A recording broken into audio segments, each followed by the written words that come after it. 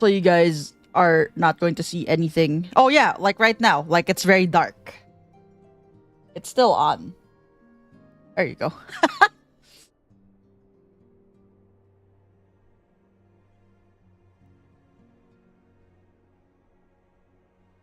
The Bucky cam, baby, you're blocking Tataru. You don't have a choice. You are going to block Tataru. Bucky Bunny says she loves you. Are you dead? Stop playing. Oh. Stop. Oh.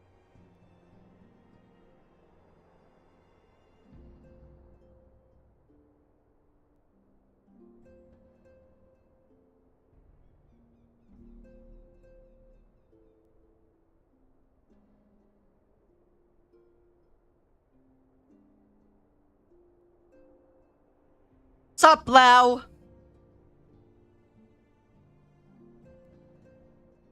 Bucky, how does it feel to bear your entire stomach to twitch.tv/AJ Watts? Oh, it's very blurry. I hate this camera, dog. I bought this camera. It was pretty cheap, but it doesn't have like a... It auto-adjusts, it auto-focuses, and it fucking auto-focuses like every 5 seconds. I have to manually adjust that every time. Oh, he's falling asleep. Chat, he's falling asleep. Chat. Chat. I think the baby dog needs to go to bed.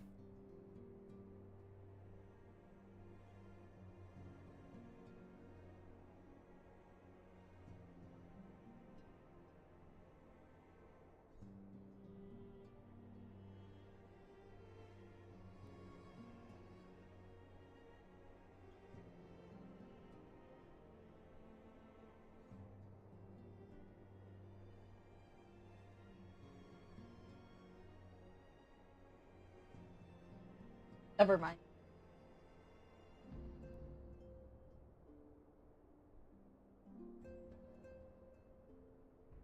Roll over. Roll over.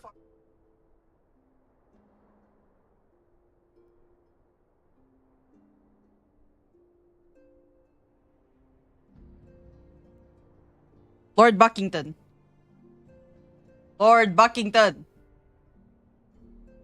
Mr. Lord Buckington. Hey.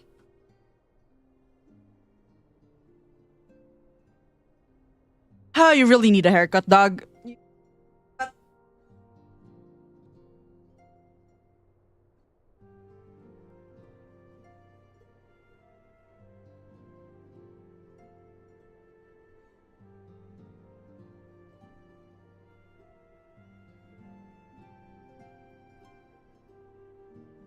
You're fine. I have to check his stomach because he hasn't pooped yet. I think he got constipated from the antibiotics, unfortunately. Which means he does not go as regularly as he needs to, but this is fine. He is fine. He is okay. But anyway. Yeah, you guys can have the Bucky cam. Perhaps I will put the Bucky cam on top of my head. I really do not have a good place to put the Bucky cam. Not when I'm doing MSQ. Perhaps the bottom of the screen? Joel. Well, this is Clown, not Joel. Joel, maybe you should go there. And perhaps a little tinier.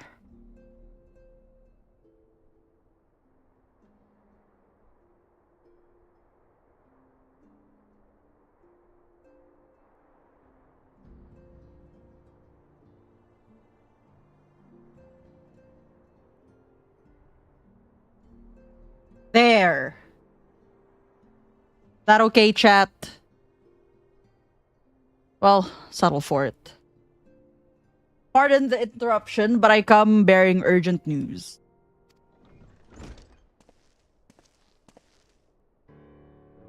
Oh, Maxima. Ah, Leodair. It has been far too long, my friend.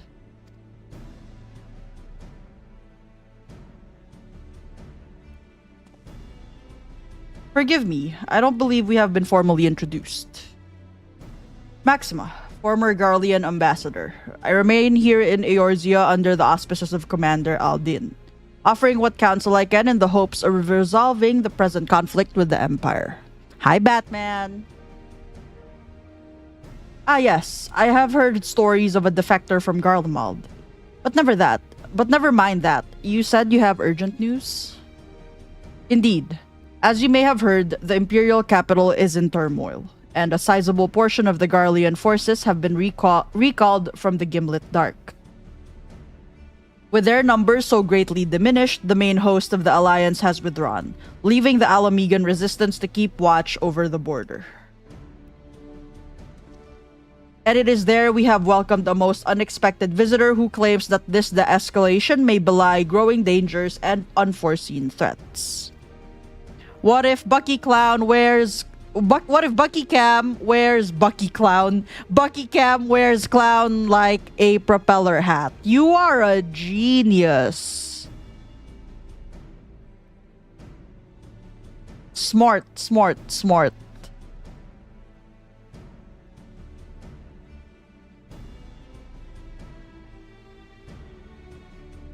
Very, very smart. Commander Aldin has arranged... Okay, so the story for that emote is Clown requested that emote through 7TV.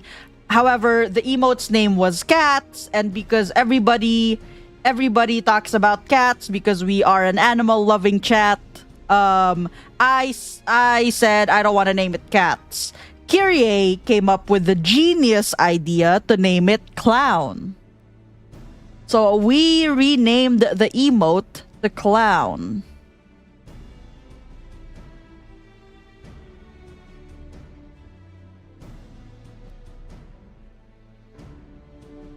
So yes, this is all in thanks to Kyrie, to be honest with you. I don't think it's only been 5 minutes. I think the Bucky Cam is stuck.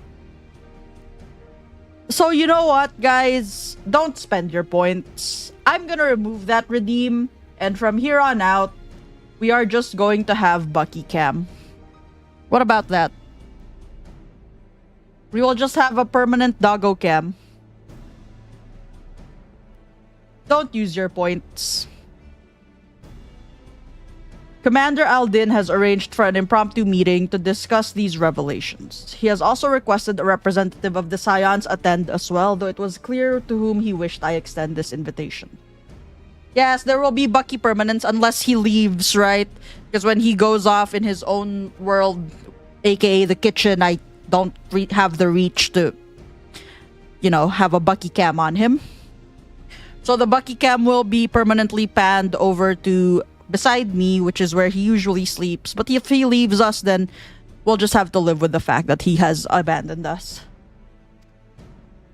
It would seem time is of the essence. Well, you'll not be attending this meeting alone. Though I am not as well versed in the affairs of city-states as our comrades, I see no reason to burden a single Scion with all this. What's your baguette? Yes, of course. Then we must make for the Alamegan quarter with all haste. Well, what are you waiting for? Get going, you two.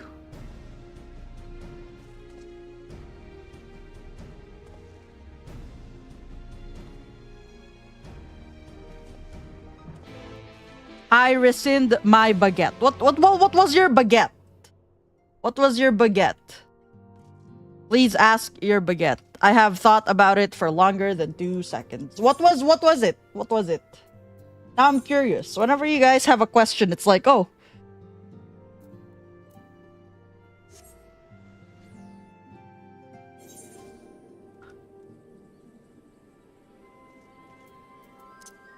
I get very excited.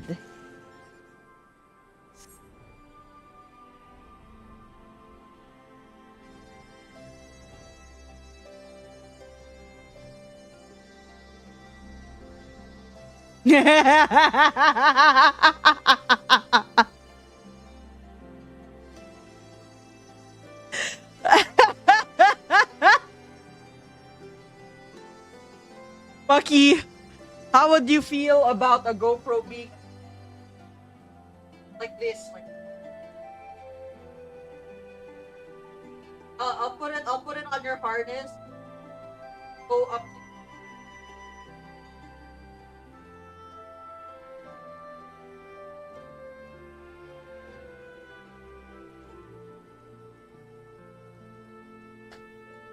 Considering my Twitch payout isn't even enough to pay for his vet bills, dude, he needs to start making money. I think you actually are cooking here, Bunny. I think he needs to start making money. Bucky, you need to start making money on the internet. I'm sorry to tell you this, but you need to be a dogfluencer.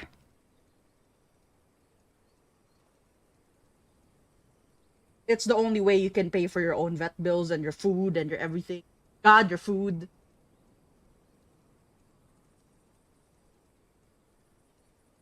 You need to pick up the slack, Bucky. You are no longer allowed to freeload off of me. You're a very expensive dog. Look at him. He's looking up at me. He's listening to me. You're not allowed to freeload, Bucky. I'm sorry, but you're gonna need to start making your own money. Don't look at me like that.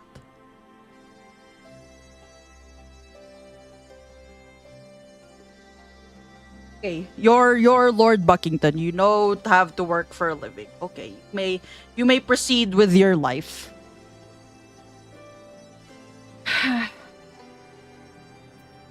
Forever doomed to work hard for my dog. Commander Aldin awaits us in the royal palace. If you would follow me.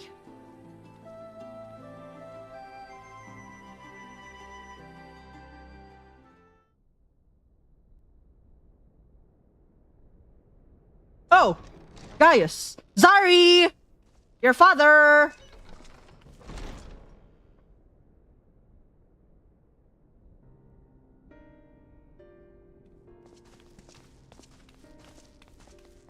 They're here, Commander. Oh, it's voiced. Oh, it's voiced. Oh, I get spoiled by a voiced cutscene. And I, for one, am grateful that they are. Told you've been busy since our paths last crossed at the Gimlet Dark. Not that You mean when I almost died? When the science spoke of other worlds, I'd struggled to describe what I pictured. Mayhap things would seem clearer were I to hear the tale from your own lips. But I'm afraid the situation will not afford us that luxury. I trust you two require no introduction. We meet again, hero of Eorzea.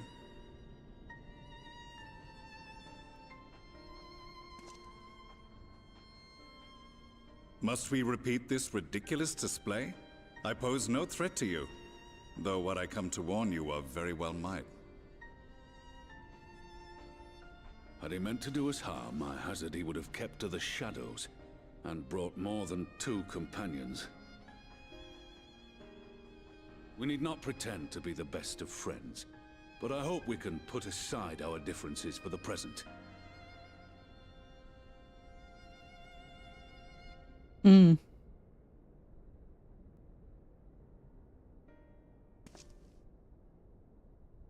As you are doubtless aware, Sir Estinian and I cooperated to rid the world of Black Rose in your absence.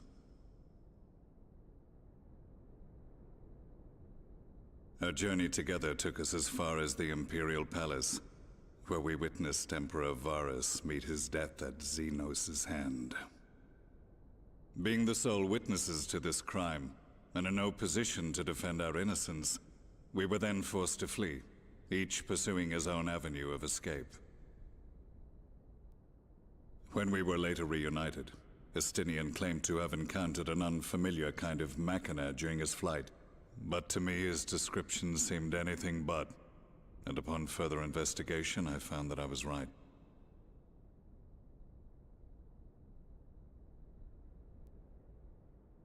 The Empire is developing a new Ultima weapon. What, that Allagan monstrosity, created to vanquish primals, with which you yourself once thought to conquer Eorzea? The same. In my foolishness, I sought to harness its power, and became the Ascian's pawn in so doing. But you know as well as I how that tale ended. The weapon itself, excavated from beneath this very city, was destroyed ere we could fully unravel its secrets, and that should have been the end of it. But unlikely as it sounds, the Empire's efforts to recreate it have somehow borne fruit, primarily through secret research conducted by the 7th Imperial Legion, it would seem. Wait, the 7th was all but annihilated at Cartano, along with its legatus. Indeed. Few survived.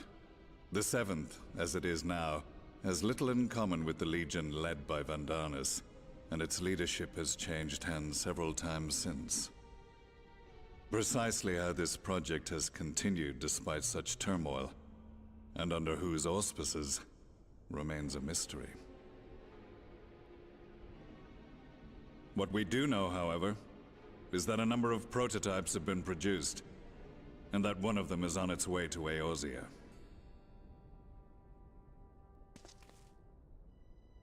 We attempted to stop it, but it was all we could do to slow its progress, so we resolved instead to bring you warning. And right glad are we that you did, though it soundly dashed our hopes that tensions might ease at last. As it is, we've begun to strengthen our presence in the Gimlet Dark, and are assembling a force to meet the coming threat. A force with you in its vanguard, I hope. Before you Roban. say anything, I know full well you have pressing concerns of your own. Your comrades remain in peril, and I would not ask you to forsake them. But the fact remains that you and you alone have faced the Ultima weapon. How did he read my mind like that? We need you. Roban. And so, when the time comes, if your comrades can spare you, I bid you lend us your strength. I've assigned an officer to await your word. His wife is in a coma. What do you want from him? The Ascian's downfall was to be the work of my remaining days. Hi, But Wavy. it was my hand Bucky, that say hi to kindled your these brother. flames, and I Bucky. cannot allow them to spread any Bucky. further. Up, up, up. Up. Hi to your brother. I will Bucky. do what I must to see this mistake consigned to history Oi. once and for all. Bucky, say Even good if morning it to your means brother. begging your aid. The You know what's fates gonna will make enjoy the him- irony, even as I endure the ignominy. You know what's gonna make him stand up? Yep, that was so fast. Bucky, say hi to Wavy. No, no, don't sit on the Bucky cam. No! I too shall make for the border and offer my skills, meager though they seem in such company. First, Mayhap we shall meet there anon. motivate. Huh? We're so motivated. Though we can ill afford to ignore the coming of a new You Ultima were acting weapon, like you were on our death's fight door. becomes ever more precarious. Brother. And none save you can join them in the first. I only hope you are not forced to make a choice. Holy shit. Oh, ow! Ow! Ow! Ow! Bucky, relax, relax. I'll give it to you. I'll give it to you, I'll give it to you.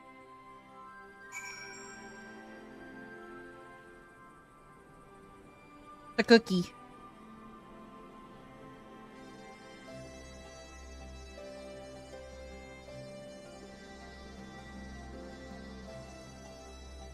I'm giving him a cookie.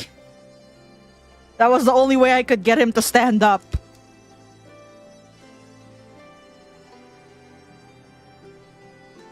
Bucky, ano ha? The crumbs. Crumbs. Off the floor. Thank you. Can you go sit down? No, not like that. Down. Down. Good boy.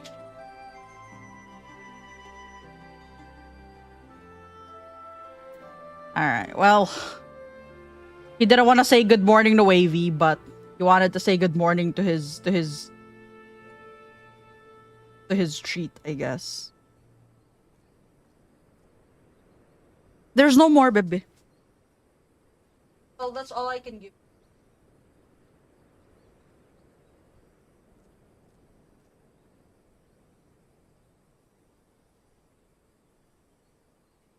Mm-hmm. Highway various Final Fantasy. As ever, the way forward is paved with difficult decisions. Did you go? Oy, wala na! We can ill afford... wala na. You finished it. It was one cookie. How was it, Bucky? I'm sorry. Sorry. Oh, you're so cute! Oh, you're so cute! Aww.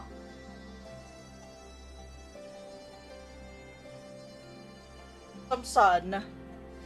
Alright, go away. That's enough. You are literally blocking the Bucky cam.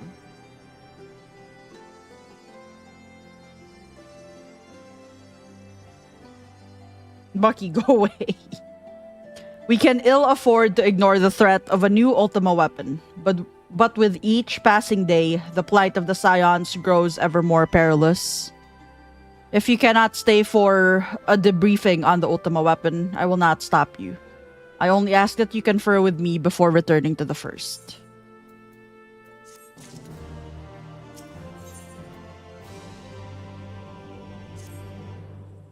I take it you're ready to return to the first. Then I would ask that you apprise the others of recent events here in the source, namely Xenos' return and the development of a new Ultima weapon. As for their bodies, you may assure them Master Matoya and I will continue doing what we can to keep their corporeal ether stable. Safe travels, lay there. I hope to see you and the other Scions soon. I'm sorry, Kryl. You know where his heart is.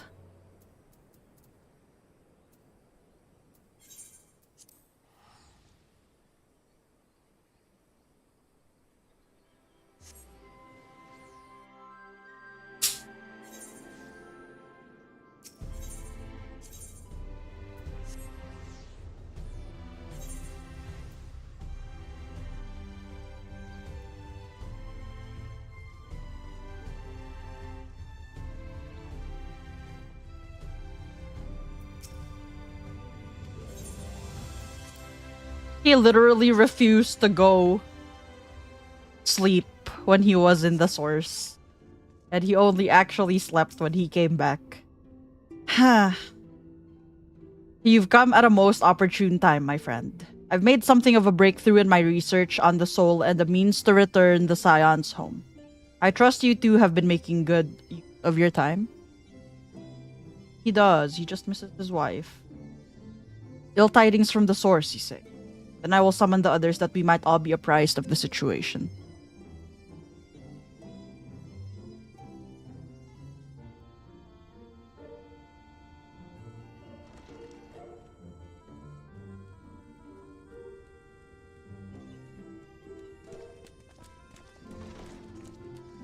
Eventually they want to, right? Because tangent. I'm sorry, Raha. Pause. That tangent incoming. Right. The idea was that because Azem was supposed to be bonded with Stola's ancient, right? They were supposed to get married. The final days happened. They separated because she chose to side with Vena. He ran away from everything and everyone. Leodair finds out in Elpis that they were supposed to get married because in passing, when he finds her ancient, right? Because in Elpis, when he's walking around with Vena, he sees her and he recognizes her like immediately. And he realizes, shit. And Vena goes, oh, that's Azam's, soon to be wife. He realizes that it doesn't happen. Amarat goes to shit. Yada yada yada. Whatever. They don't get married. So when he realizes that, he brings it up to Stola eventually. and says like that's what happened, and they vowed pretty much that they're not gonna let that happen to them, right? So it's an eventuality that they know they want to happen, but they're not in a rush.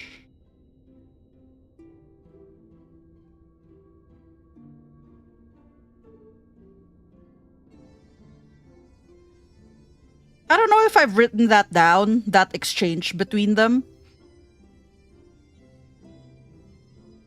I don't know if it's on my Tumblr somewhere or if I just drafted that somewhere. But basically that's what happens. Yeah.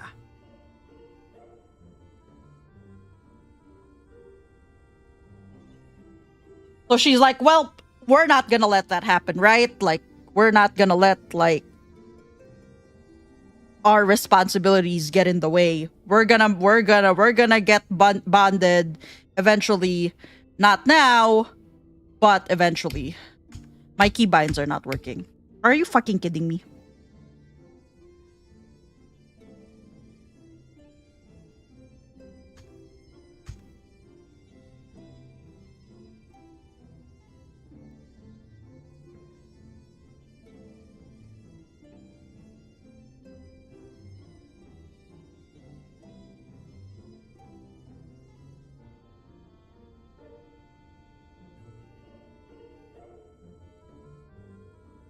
Hi, Krusty. Why are my keybinds? Why are you like this?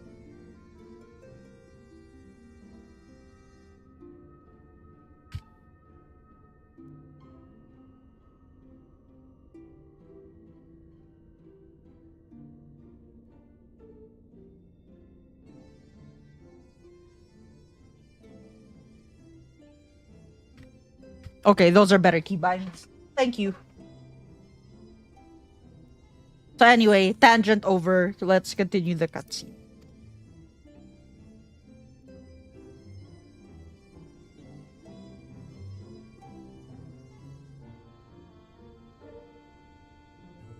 A new Ultima weapon. We must count ourselves lucky that Gaius has pledged his assistance. While this is indeed a worrying development, I think the state of the Empire as a whole greater grounds for concern. Why did you make yourself With the Emperor sad? slain and Xenos returned, it is impossible to predict how matters will unfold in Garlemald. The Ultima weapon may be but the first of many unpleasant surprises. The situation beareth closer observation, of that there is no doubt, and doth compound our need to return unto the source.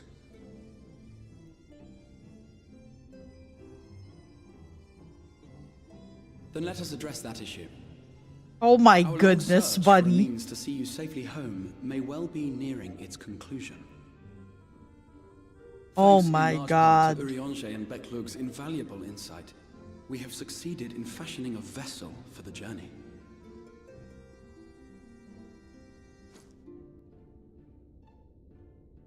We set out to create a crystalline container retaining the more useful properties of white aurosite, but without its regrettable limitations. And after a good deal of trial and error, we made one. An ark for soul and mind both that will allow your incorporeal self in its entirety to be ferried between I have another worlds. tangent to go A off on, but spirit after this vessel, cutscene. if you will.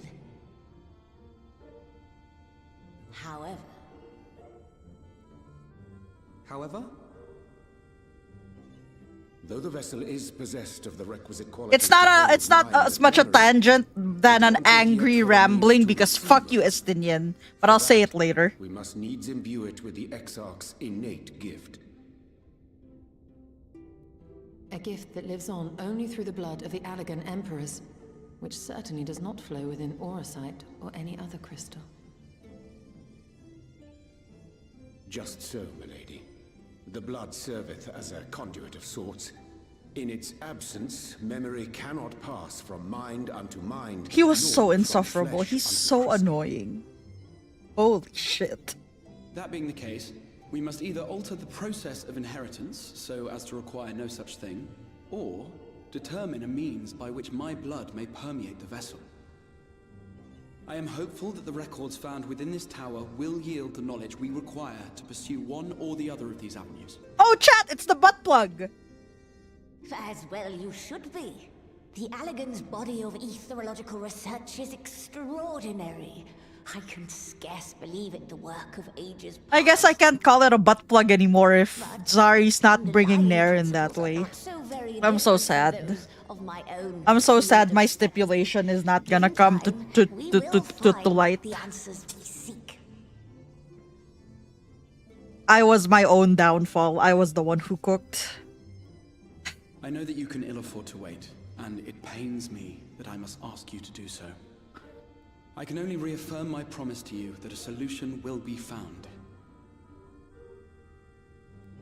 Whatever it takes, I will see you safely home. Please, I'm having insomnia not having Stola back on the source. Raha, this is not nice.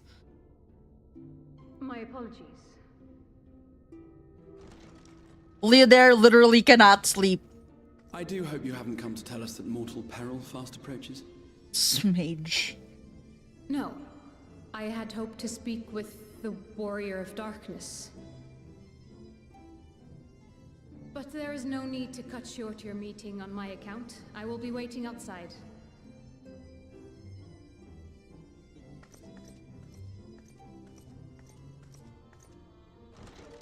Why not speak in here? She knows I don't mind.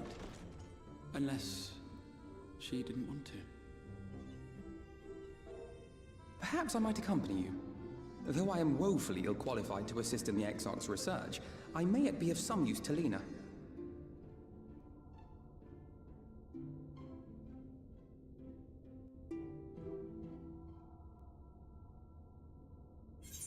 Okay, angry tangent. Why I fucking hate Estinian and Heavensward. You know how Bunny was in that scene where right before you depart for Azisla, and then Stola goes like, "You really are the hope, the light of hope that people flock to." Yada yada yada. Leodair doesn't like talk like that, right? Like she knows that he doesn't like the title, Lord Bucket. That he doesn't like the title.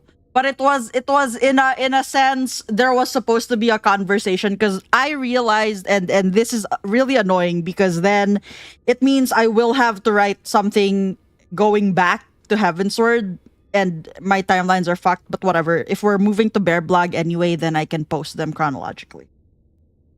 They never had a conversation, even though Stola knows that he is Ishgardian. Like only she and Minfilia knew that what his past was. Like they're the only ones that knew that he had his parents murdered because they were accused as heretics, yada yada yada. He doesn't like Ishgard, he doesn't want to go back to Ishgard, and yet here he is. So they never really had a conversation where she understood everything that happened and how he feels.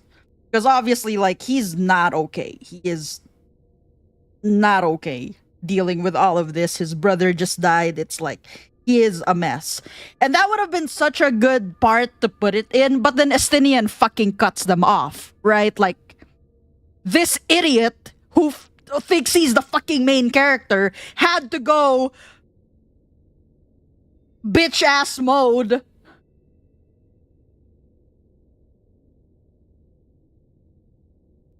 So then my moment was gone.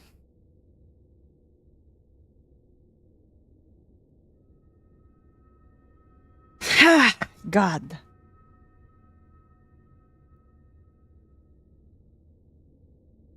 But yes, thank God for Jaded. I've already tried to post something because I am playing around with like learning how to make it work. But yes. Hi Soul, I love you.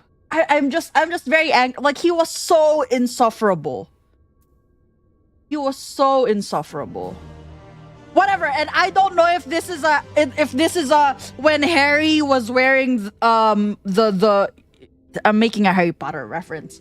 When Harry was wearing the locket and he was and they, you know, like how if he had the Horcrux in his possession, then he was getting angrier. I don't know if in the sense of the fact that Estinian was bathed in Nidhogg's blood and didn't fucking take a shower for like a month or whatever, how long it took for him to be that stinky, and that he was angry and annoying as fuck, but he was insufferable.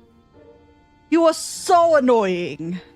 Holy shit. Because he's not insufferable anymore, right? Like, I love Estinian. Like, he's our little himbo ass dragoon who's badass but is just a dumb little boy, right? Like, that's who he is now. And he has, you know, but when he was all bathed in Nidhogg's blood, I don't know if that just made him more insufferable and angrier at the world, but that's what he was. And Jesus fucking Christ. Because I don't know, chat. He was mean, right? Like, he was mean to Izael before he bathed in Nidhogg's blood. But after his armor turned red and he didn't take a shower, then he was annoying as shit. Like, literally annoying as shit. Right? And right, like, exactly, Ruse. That's what I'm thinking. So maybe it was because maybe he got more insufferable because he was bathed in his blood and he didn't take a shower. Hence why he should have just taken a fucking shower. Does not remove the fact that your husband is stinky. I wish Norn was here.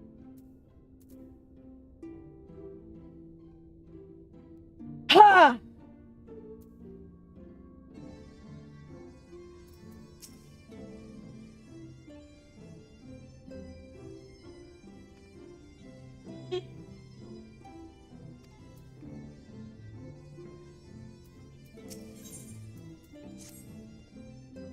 I must confess, while I enjoy my fair share of scholarly research, it will be good to step outside for a spot of fresh air. Now then, shall we go and speak with Lena? Anyway, angry rant over. Thank you for coming to my TED Talk. But I will highly likely have to write that out. Because she never got to check on him. And he is a ball of unemotional... He is waiting to explode, right? And then I realized that literally Thordan and Zephyrin is the first time Leodair has, with full intent, wanted to kill someone.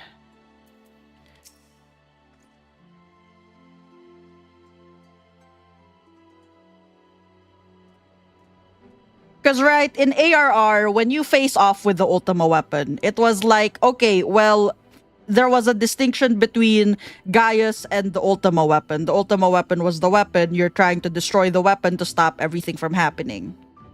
But then Heavensward happens, and that was the first time he really, like, I will murder you in cold blood. That was the first time he had that feeling. Clown. We have little time, so I will be brief. A Sin Eater has been sighted in Lakeland, and I ask for your assistance in slaying it.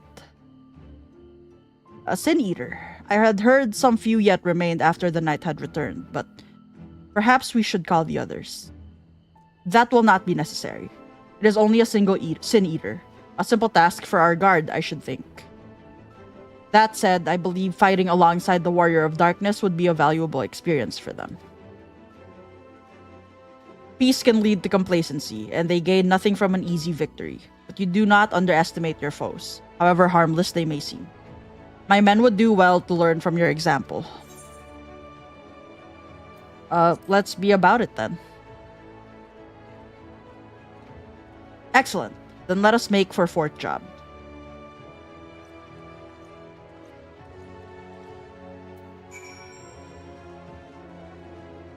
True, don't be mean to non-Warrior of Light Leodair. Daughter, why are you standing there? Are you doing MSQ with me? I'm assuming you are.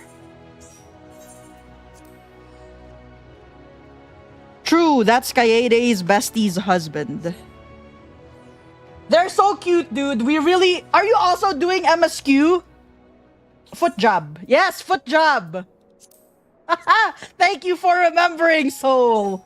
Pog. This is exactly why you are here.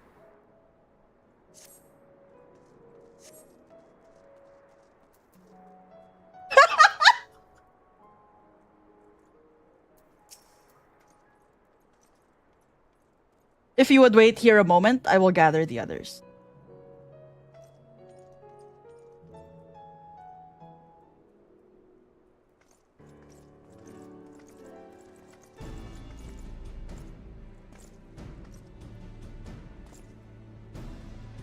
You may not remember, but you have met these soldiers once before, though only in passing. Long have they awaited the opportunity to fight at your side. I was at death's door that day after the Sin Eaters attacked. If you and yours hadn't come along, I'd have likely stepped through, and I wouldn't have been alone. Your courage and selflessness is something we all aspire to. I too was there that terrible day. My friend was transformed into a Sin Eater before my very eyes, and I had no choice but to cut her down. The thought of returning to the field, of holding a blade again, it filled me with dread. But that is no way to honor her or my comrades, and so I have returned. I swear I will not let you or anyone else down from this day forward.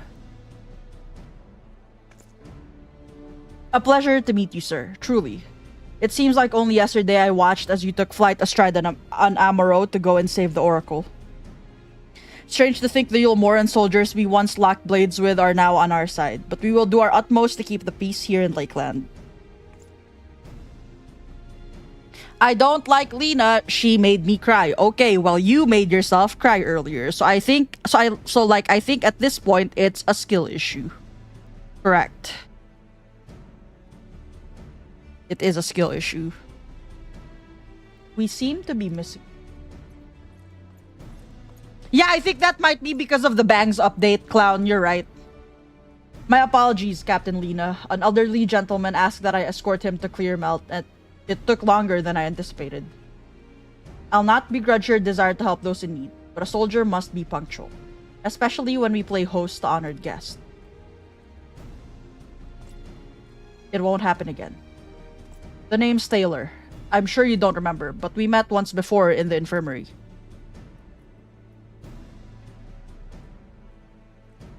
I asked you to deliver a message to the Exarch and the Warrior of Darkness. Little did I know I was already talking to him. Don't give up, don't give in. I keep those words close to my heart, and the boundless, beautiful skies above serve as a reminder of their importance.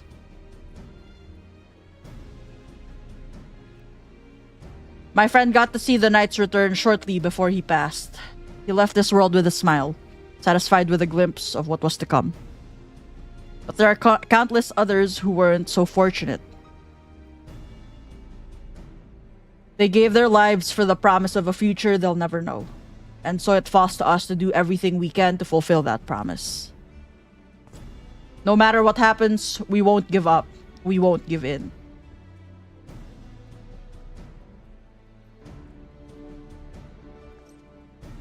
Your heroism has inspired all of our guardsmen in much the same manner. Our scouts at the northern staging point have not had the pleasure of meeting you in person. Let us not keep them waiting.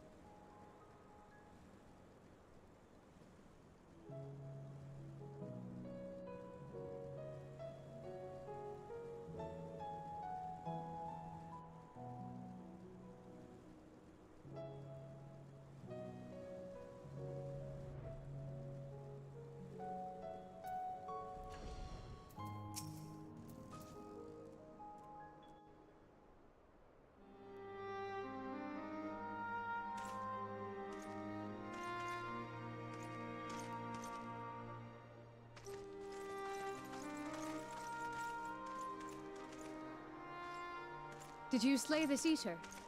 Your orders were to await the main force before engaging. No, Captain. It wasn't us, I swear it. A man came out of nowhere and cut it down before we knew what was happening. By himself. Certainly it is no light warden, but nevertheless. Oh, Leo's about to get really mad, With a huh? single swing of his axe he did. I've never seen anything like it. So I says to him, who are you, the warrior of bleeding darkness? And he says, no, I'm a warrior of light. And that was it. Buggered off as quick as he came. A warrior of light? Why would someone go around calling himself that, though? It was those bastards who caused the flood. Zombie! I mean, if you were going to pretend to be anyone, it'd be him, the warrior of darkness. God, I can close that tab now. We're here to bask in the radiance of Lord Buckington. I too am part of that raid. Zombie! I was Lurkies. I saw that you put a baby in Kenny. How was Coral Island? I was watching you a little bit before I started, and I was like, wow, Zombie's farm is so nice. You did! People clap. Yo, Coral Island is fucking addicting. I'm gonna be honest with you. It's pretty fucking addicting. Oh my god, it comes out around the equivalent to my oldest child's birthday. It's meant to be. It is meant to be. Lord Buckington, please say hi to the raiders.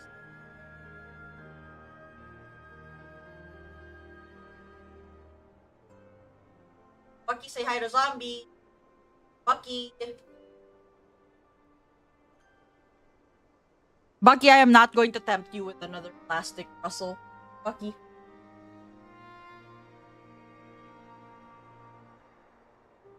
Really does not care about anything except food. He really does. He only really, oh my goodness. Yeah, right, like the problem about games like Coral Island and Stardew is you literally pass so much time playing it without even realizing that much time has passed. I know, I would like to farm more with you too, Bunny. I'm assuming Thaler is just a different way to spell Taylor. Hi, Belle. I'm gonna aim for the second child to come out around the same time as my youngest. That would be really good. Oh yeah, how many hours have you put? Lochnavar, hi. Welcome in. Welcome in.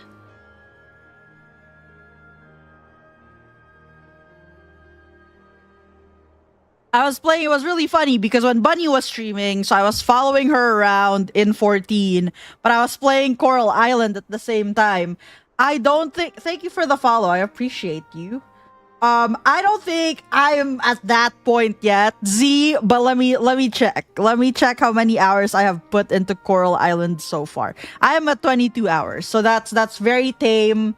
I started playing Coral Island last week with Bunny, and then I started my own personal farm. So 22 hours, that's still pretty tame. Let's see how many hours I have in Stardew Valley. Let's take a look. I don't know if Steam would count because I boot Stardew through Nexus. So I don't know if it counts, but my Stardew playtime is 249.4 hours.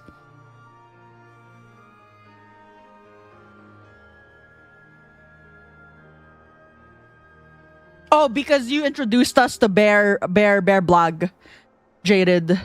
But dude, like the brain rot is actually really crazy. Like it playing a farming game is just, there's something about it. There is something about it.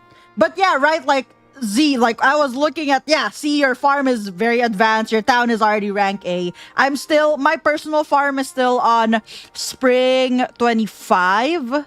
So I think I just reached Spring 25 today. And then right, like we haven't done the tree planting yet in our multiplayer with Bunny. And I think that's like halfway through spring. But Belle, it's amazing. A lot of the updates that came in are really good too. But it's amazing. Like I got, oh yeah, see, Fields of Mystria, I also got into that. That's another game. Let's see how many hours I have logged into that game. My only issue with Fields of Mystria is because it's an ongoing game and it's not like a complete game yet, then it feels like it's something that I can stop, right? I only have 40 hours in Mystria, but it's a really good game. I really like farming sims. So it's like I get so into it. I have not seen the overview of like your entire farm, Z. I saw like your farm plots, right? So I was looking at like your stuff and it really is just like, that's way more than I have. Yeah, I want to have Mystery Rat, but I just need the full game. But yeah, same. I really like it though, right? Like it feels very reminiscent of like Stardew. So it's something that I enjoy. But I just really enjoy like farming games. We were talking about this when we were talking about this when we were starting Coral Island together. I was talking about how my first farming game was Harvest Moon. And if you guys are old enough to know what Harvest Moon is, that was the first game I played. I played that on the DS and then I played that on the Wii. And it is very, very much what started me off with the farming games. It's amazing. But it is, I have since then, since my childhood, been looking for a farming game that gives the same serotonin boost that Harvest Moon gave me.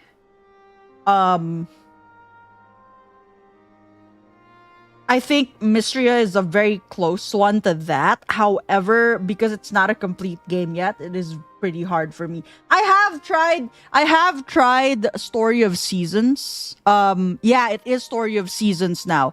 I've tried their recent PC releases. I think it was still better when it was on the handheld consoles. I think they rebranded the Story of Seasons around the 3DS era. And they released a couple of titles with that. And then I tried their PC.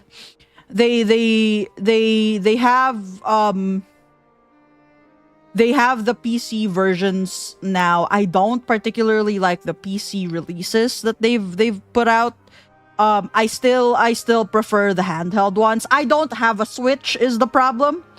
So I haven't really played those. But I was saying, like, I really prefer I prefer the games that they released back then than no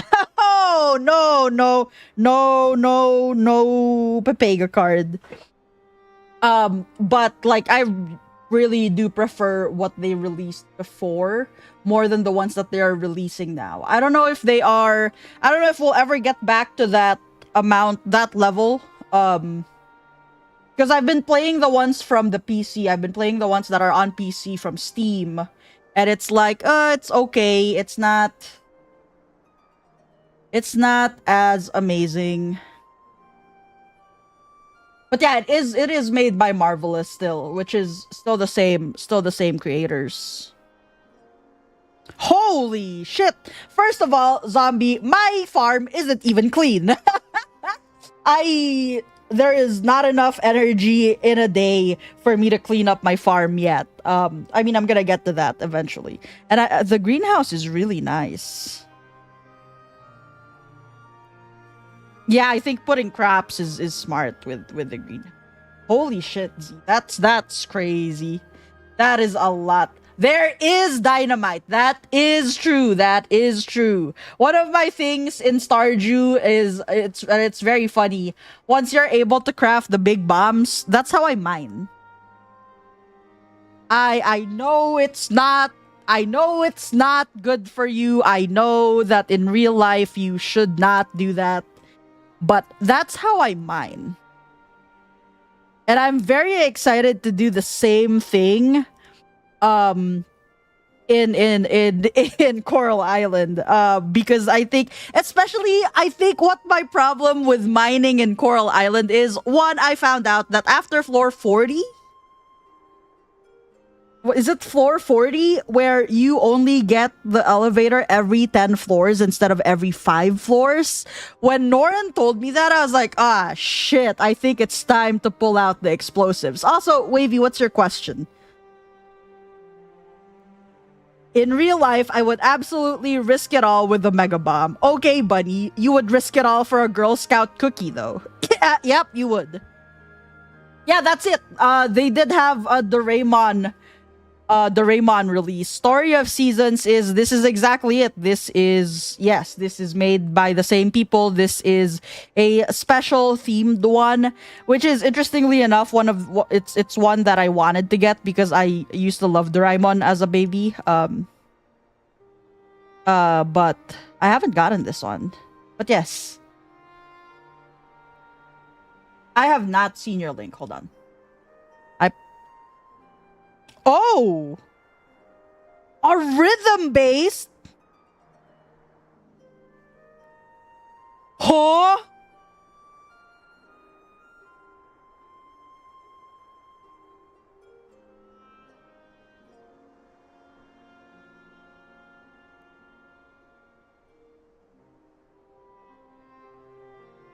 Brother!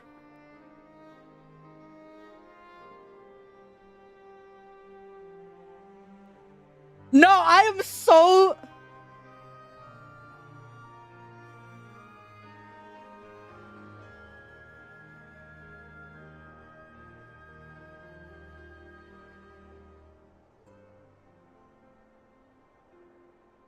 I am so down for this.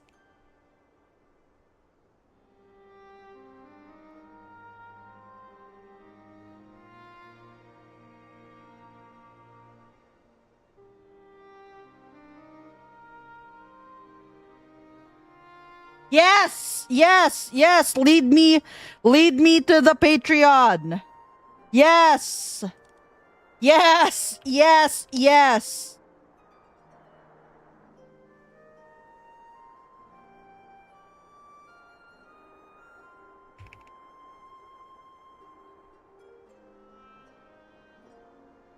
Yeah, imagine group fish with Spotify Jam.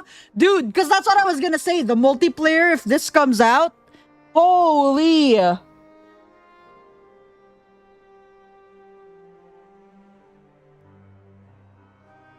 I am so down for that.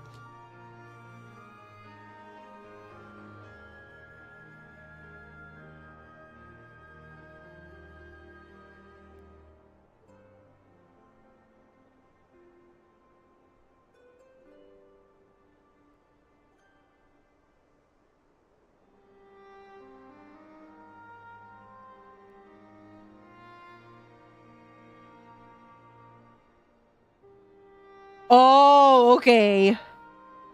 All right, I can wait for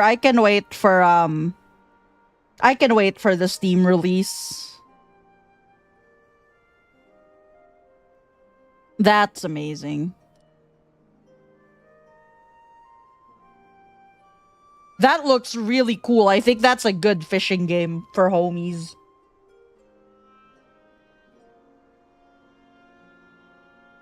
I like that. But yeah, I love like farming games. I like fishing. I like fishing games.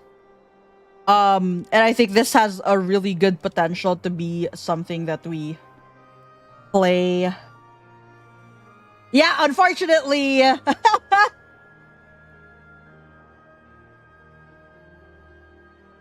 We are probably going to have to wait for the full release. Yeah, early access is already out.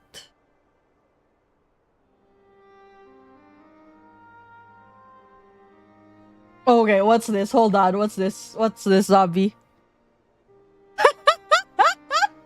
Oh my god!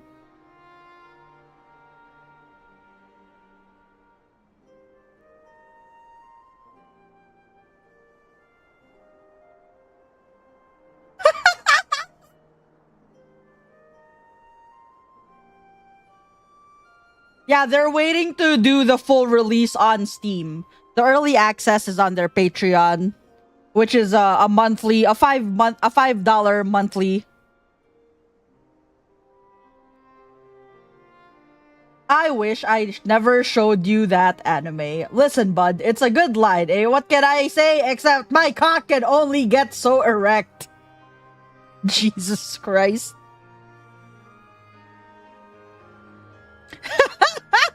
Yo, this is really funny, Zombie, because we were talking about kissing the homies today, right? Like, this is something that we were talking about in Bunny's chat.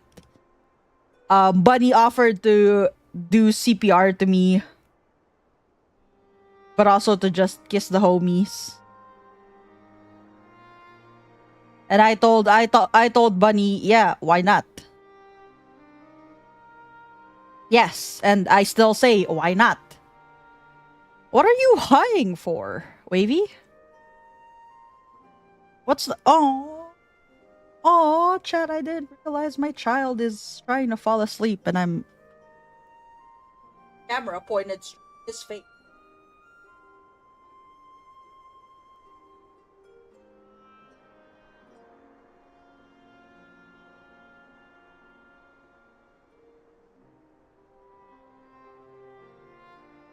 I was just shocked. Have you never wanted to platonically kiss the homies? No. Fight them? Yes. Wavy, you can't even call Norin a bitch. Hi, Valkyrie. Yeah, I was also lurking the entire time at zombies.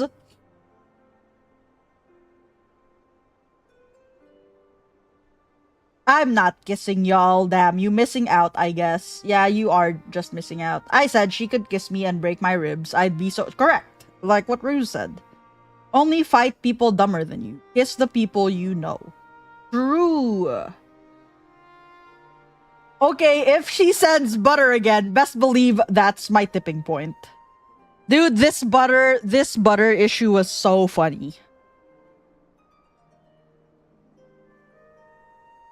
It's okay, I'll just kiss the bottom of my foot.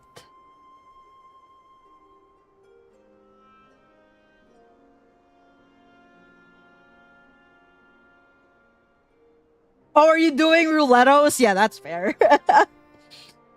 You gotta get over the butter, it's just butter. Wavy, I'll send the butter gnawing gif. I'll be your butter, Wavy.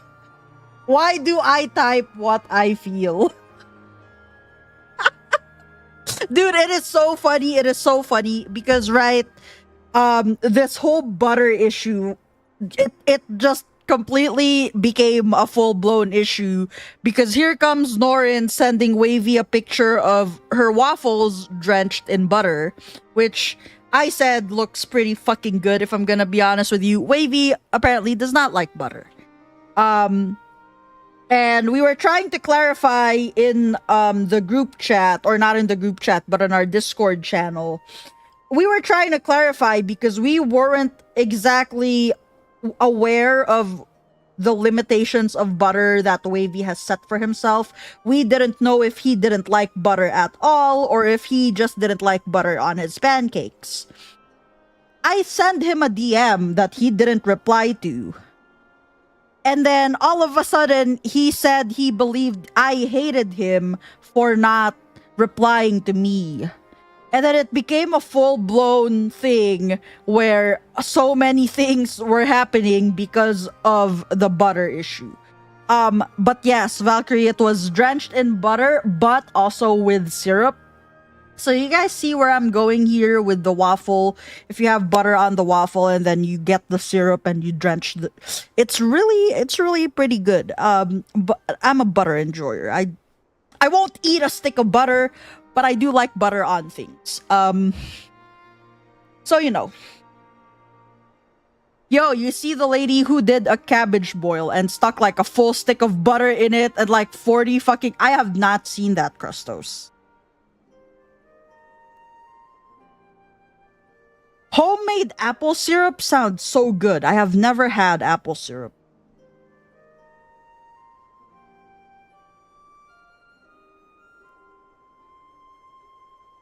I have news for you. You can be both east and south. It's called southeast.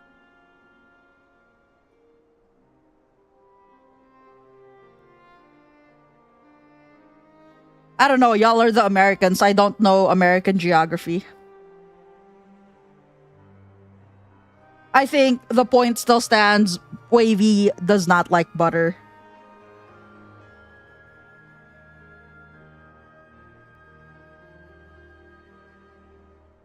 Yeah, right. Like, I like butter on things. I don't want, like, too much. I do think that I'll get sick with, like, too much butter. I do like butter on things. Like, right, like, I'll put butter on toast.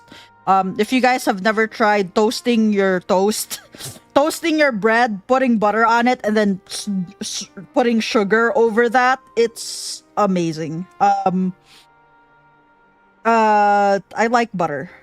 I like putting butter on my pancakes. I like putting butter on my waffles. I don't know, it's just a really good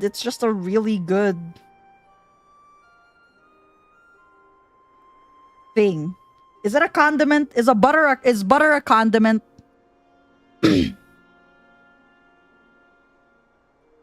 Butter in moderation, I agree. Nah, the only side you can be from is Grove Street. My favorite pancake is when the pancake is 80% butter. Actually, skip the pancake. Okay, it's a spread. Yeah, there you go. There you go. Thank you. Thank you.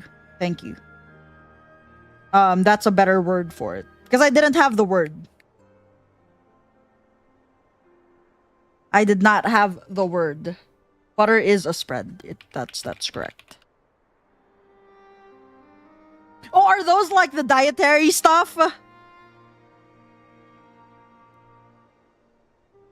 I can imagine it's gross.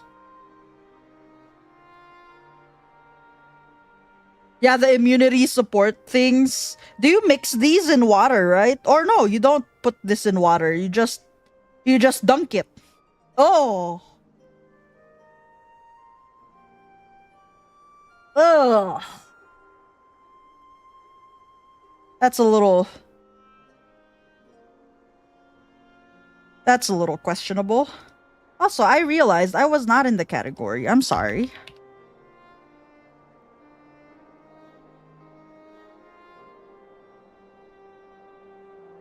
Are the chewables okay? Apparently, there's one that is like a drink. My dog is not even in the dog okay. He has abandoned us, chat. Say goodbye to the Bucky Cam. You can resume your position here, clownfish.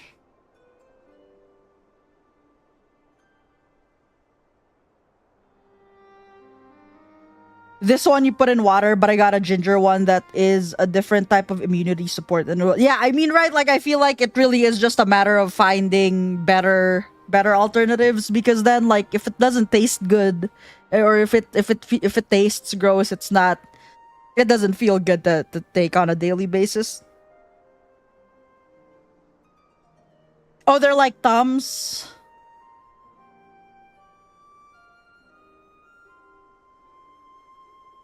Yeah, immunity shots aren't really meant to taste good.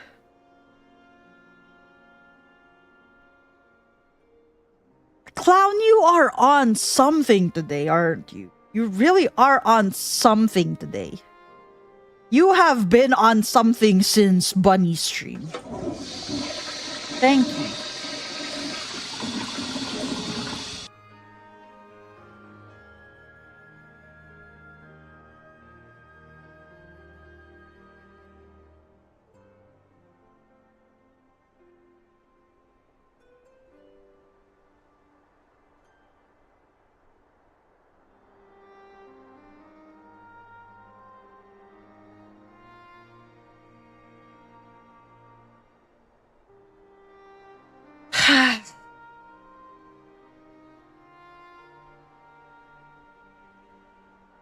Can someone tell Norin to please pick up Clown?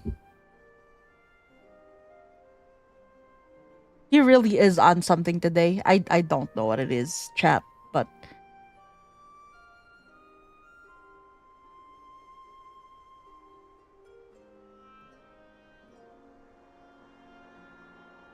Did you really look this up?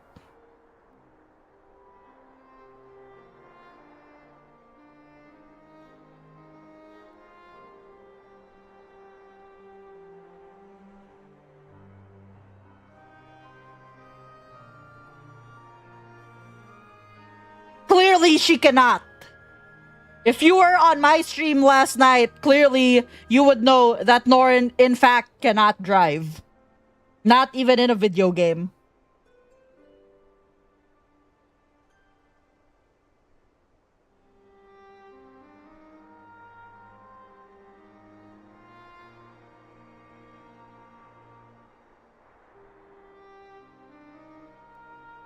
I need to find that and clip the entire thing. I will have to download my VOD from last night. But that entire round playing PUBG with her last night was Lau and I we were both just dying. I do need to take that out and then save it. I wish I had Discord sound on. I think I'm gonna turn on Discord for stream later when we do play.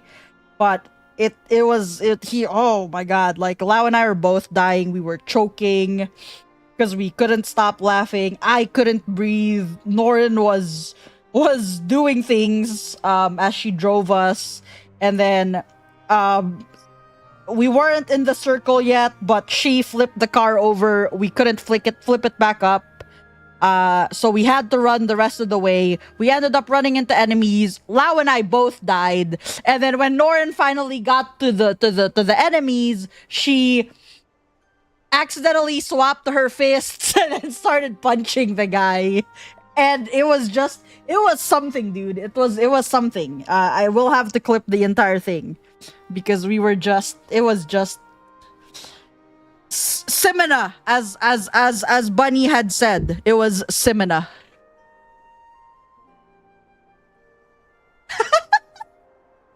Okay.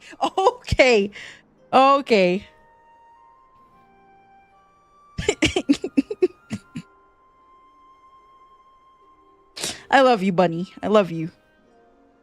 I love you, Goom Goom. Favorite human. Alright, I'm gonna resume the cutscene now. But yes, feel free to get comfy, Raiders. I love you all. I went on like a bajillion tangents there. Hey? Oh, I didn't know. It's an honor. Norin 300 hours flippy 7. Yep.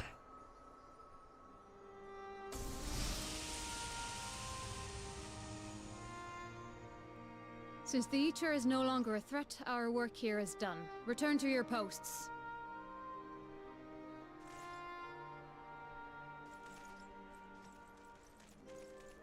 I had hoped to fight at your side today. But I'll continue to follow your example, and may we meet again.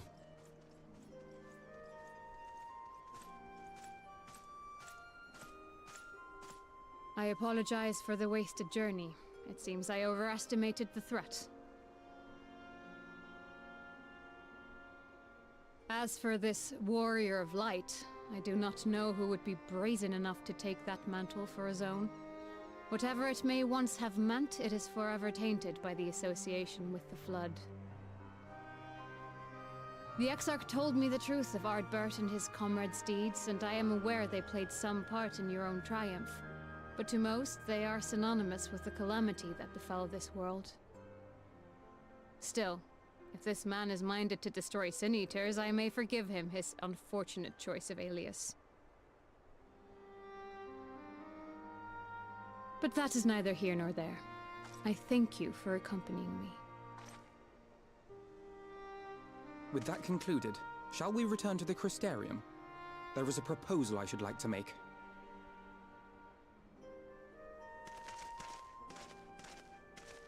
Forgive me. There is one more thing. A personal concern of mine. I had hoped you might have a moment to speak privately.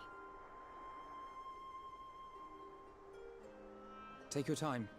I shall go on ahead.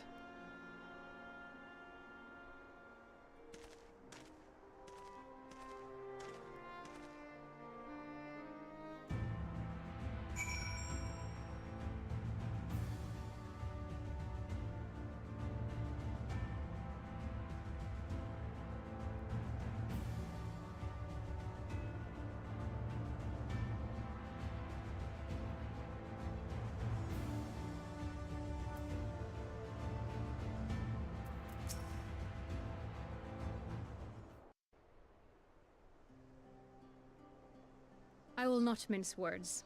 This matter concerns the Exarch. Though his countenance belies his age, his demeanor never has. He has seen more than any man should and grown ever more weary with time. But I see I give the wrong impression. While it is true he attempted to open a letter with the Salmon No! But you guys are so close! Nor do I believe him to be so maddeningly unconcerned by the prospect of his own death as he once was. Indeed, the opposite is true. Oh. It is for this reason that I seek your advice. Since he returned from the Tempest, the Exarch is not as he was. He seems a different man. A younger man. I know not the details. Oh, you have one more re-clear? When I saw him at work recently, there was a glint in his eye that I had never seen before. He looked happy. It was as if he had peered into the future and for the first time found joy there. Though it gladdens me to see him thus, I wonder if I should not keep my distance. I fear that my presence will only anchor him to the past, remind him of all the pain that came before.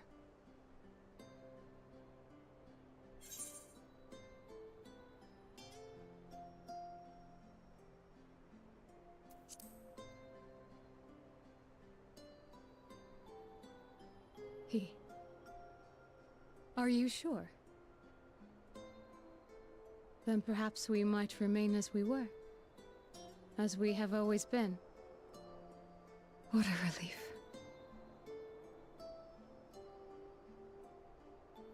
In that case, I will have to speak with him about the amount of time he is spending at work.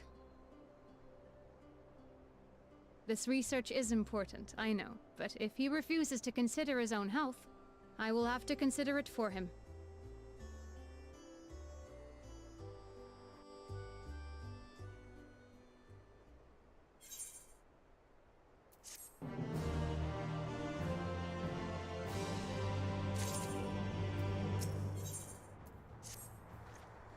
I will not keep you. You and your comrades have much to discuss. I will see the others back to their posts.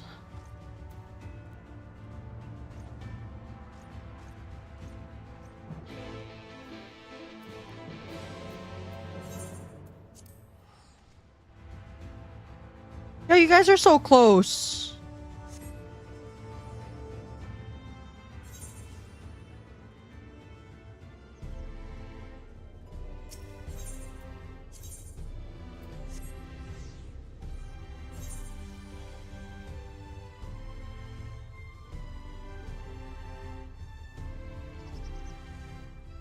Yeah, I did hear 8 is pretty fun.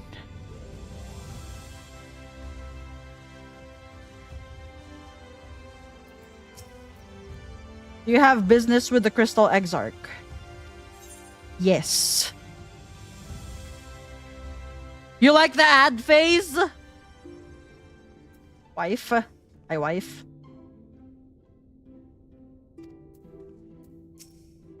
Same question. The others were quite shocked to hear of what we found in Lakeland. But now that you're here, there is a proposal I should like to make. Hi, Greybow.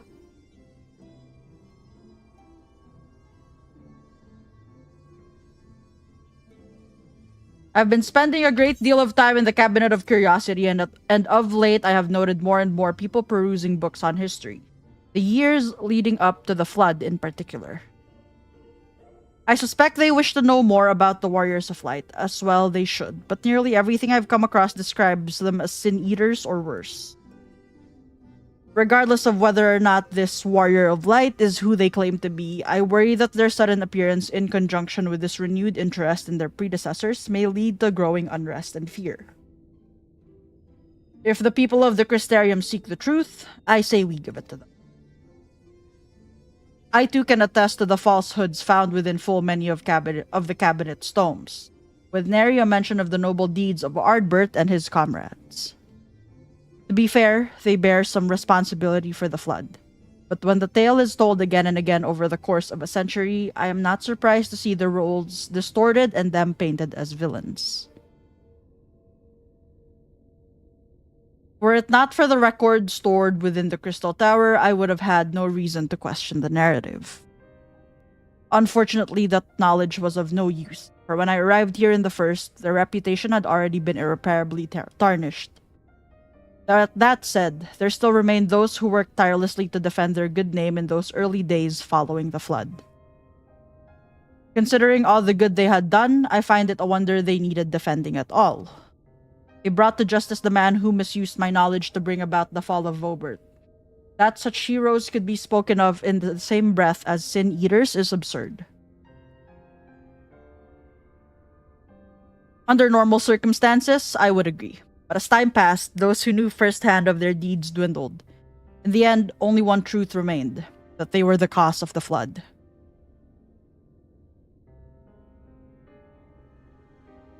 With the world on the brink of oblivion, it was all too easy for the warriors of light to become villains deserving only of resentment and hate. At that point, the truth mattered little. It would not change their lot. Thanks to all of you, however, their lot has changed, and now they may heed the long-forgotten truth. You claimed it was Ardbert who helped you overcome Emmet Selk, correct? Such a revelation would do well to sway the hearts of those who know him only as a villain. I have shared this with a select few, but one and all must be told of his sacrifice. To that end, I say we proceed with Alphino's plan. We call together the people of the Crystarium and recount to them the true tale of the Warriors of Light and the flood that followed in their wake. Yes, Greybow.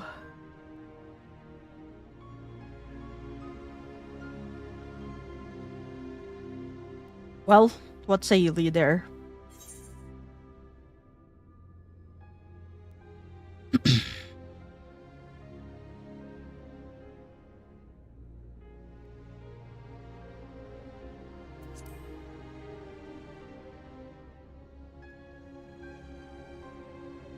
In hindsight, I agree, but better late than never, no?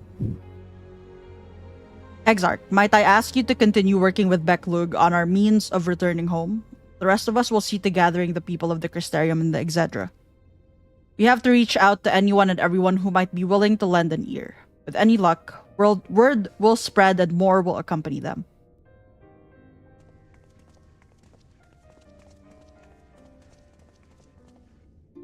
I don't know, let me go consult the voice in my head. That's pretty funny.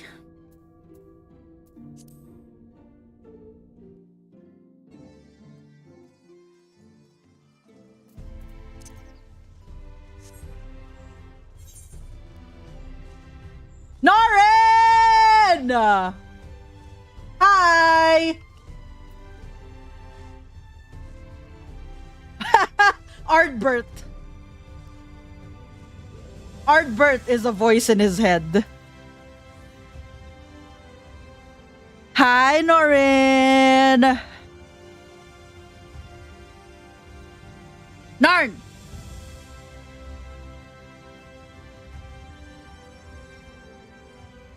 How's work? How was work? Are you almost done? You there. My, what a wonderful surprise. Though I hope your being here doesn't mean someone's been hurt. It's so peaceful, yo! I'm glad. Because I was expecting your return to work after 4 days off to be like... Okay, let's not think about that. Norrin, let's not go that far. Bitch. Get home safely.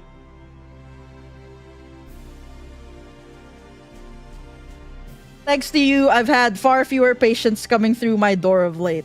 Which is a shame, come to think of it. I've had fewer opportunities to test my new medicines. It is already Lord Labakiboo. Clown.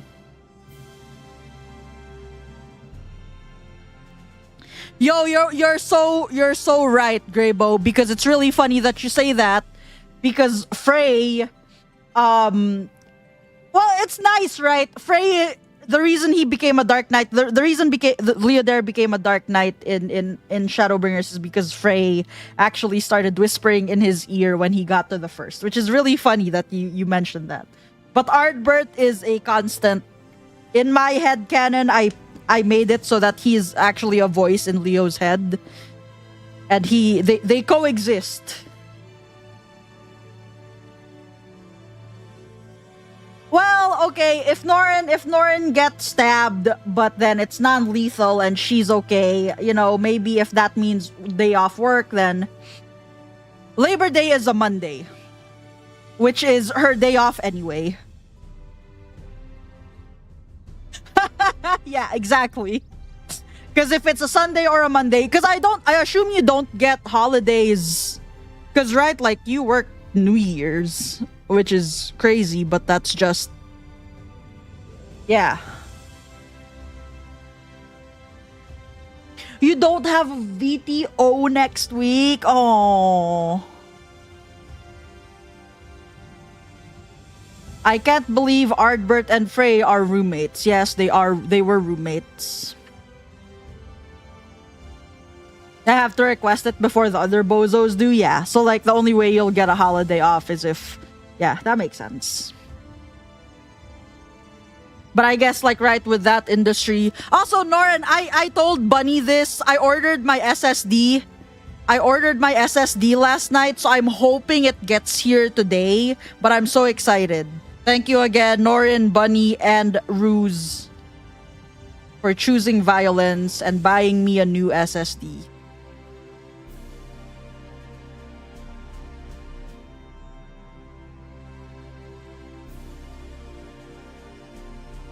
Yeah, I was looking for like what the delivery time usually was. I was looking at like reviews.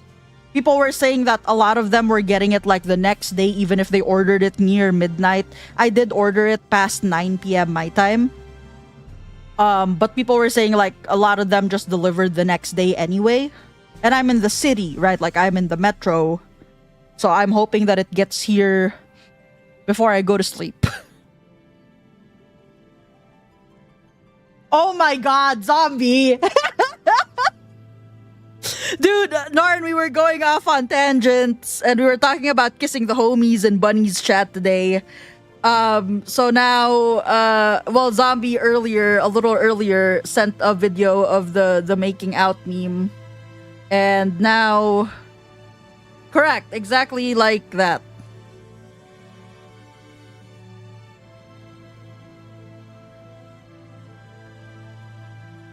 Well, yeah, for sure, right? Like, honestly, there's probably art of that. To be honest with you, there's probably a lot of art of everything that you can think of in this game that exist out there in the world.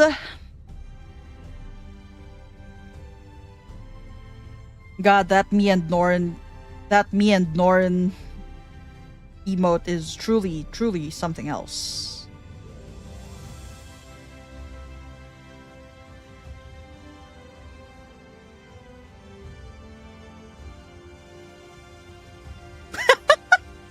Me when homies, and it's just me and Norn.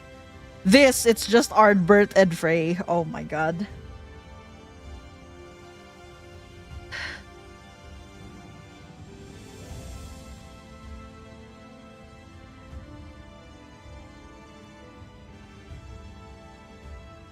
I was going to say it has to exist. Yep. Oh boy.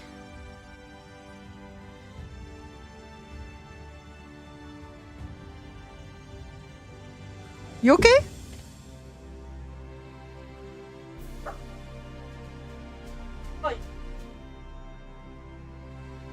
Lord Buckington. What are you doing?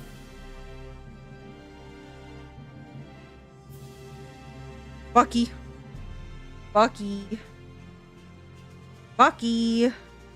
Notice me. Hey. Oh, no, not belly rubs. Okay, so who wants to come and emote with me? Definitely not related.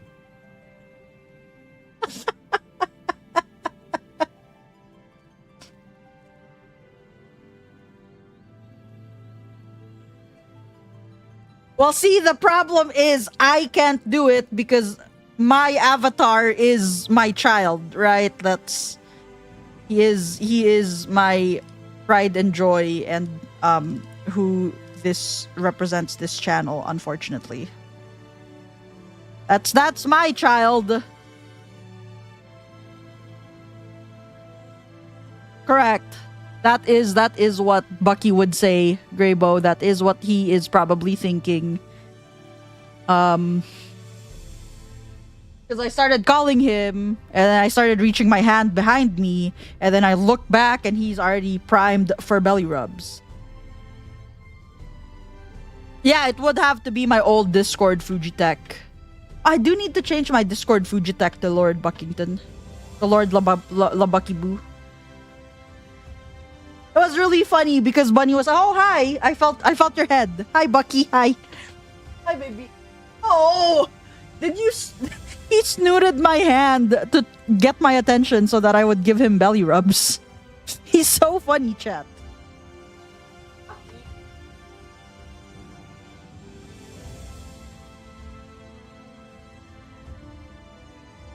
Okay, well my son is allowed to kiss people, but that's my son. That's not me. My son. Not like that. Are you a boy, Mom? Yes. You are not allowed to kiss anyone, Bucky. Girls have cooties or whatever. Oh my god, this is actually really fucking good, Zombie.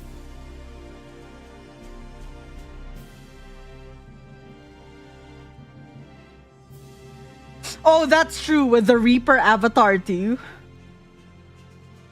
I mean, that's fine. I'd rather kiss Bucky's mom anyways. Exactly. Norin, you're the one who told me, or who implied that Bucky is simply a tool in this grand scheme of bunnies. Right? Like, Bucky is simply the tool which will get me to go to Bunny. Right? That's why you're getting dog napped, Bucky. And he moved back, so I'm gonna give you guys back the Bucky cam. Is up, chat. I'm telling him right now of Bunny's ploy. I am telling him right now of Bunny's ploy to kidnap him, to kidnap me. Right? Well, you're the one who pointed out that this is he's reaching for my hand again so that I can give him belly rubs. Jesus Christ! Bucky! So funny.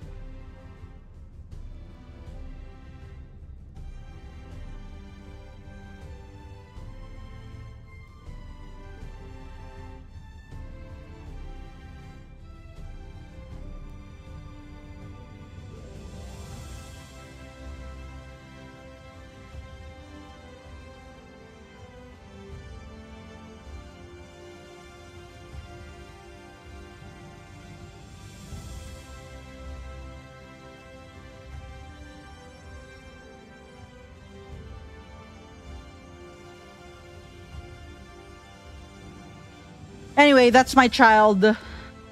That is my son, Lord Buckington. You guys can enjoy the Bucky cam while it lasts before he abandons. Bless you. Bless you, baby Lord Buckington. What in the fucking goose lighting is this? I don't know, I just blame Norn for everything anyway, so I guess that fits. Anyway, I'm gonna continue because we need to play PUBG when you get home, Norn.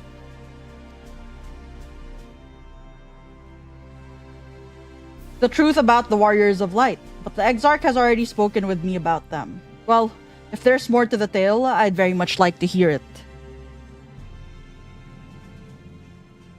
I heard we were playing PUBG when you get home, so I'm trying to finish 5.2 as fast as I can. And I think I'm only on like the third quest of this entire of this entire thing. Where am I fucking going? I think she's just mad because there's effort here. Whereas with her, I just need a carton of cigs, some good weed, and to bat my eyelashes for her to be putty in my hands.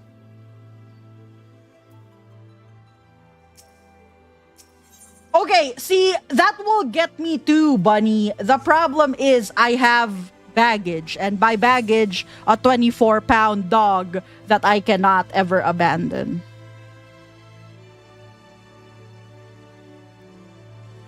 Right? But if you batted your eyelashes at me, like, I'm sold, right? And the only thing that's stopping me is my child. My lord baby child.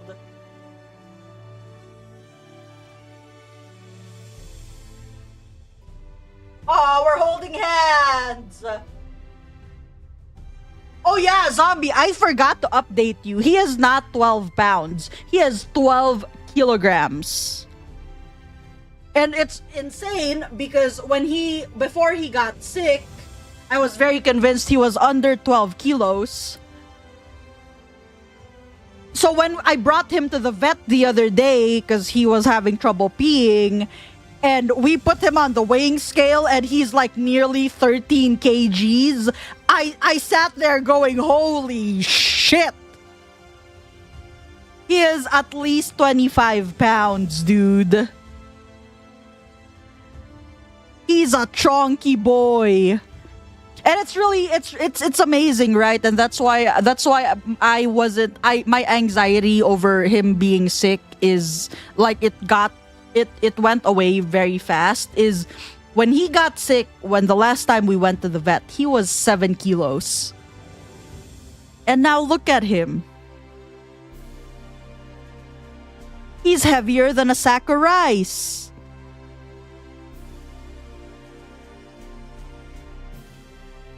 Yeah, dude, that's crazy. Blackjack is a small baby, especially compared to Bucky. Bucky is 12, almost 13 kgs. I stopped paying attention after 12 because I was still like in awe of the fact that he went from 7 at the beginning of this year when he got sick to 12 now. Like, he is insane. Oh yeah, right? And that's crazy. Like, Remy being twice Blackjack size, that's crazy. Yeah, because right, the thing is, right, like we'll see these dogs on camera, and it's like, okay, they're all like all tiny babies. No, they're not. When Val told me, right, her dog's weight, I was like, wait a second. Right, like Bucky is still lighter.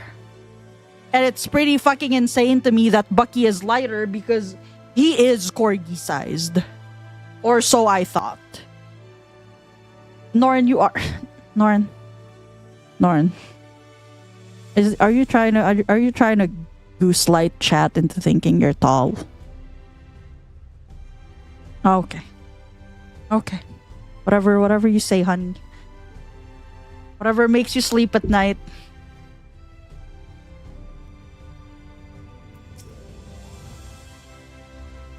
Come to Browsewares in the market, have you? Well, I can guarantee you'll have no trouble finding what you need, whatever it may be.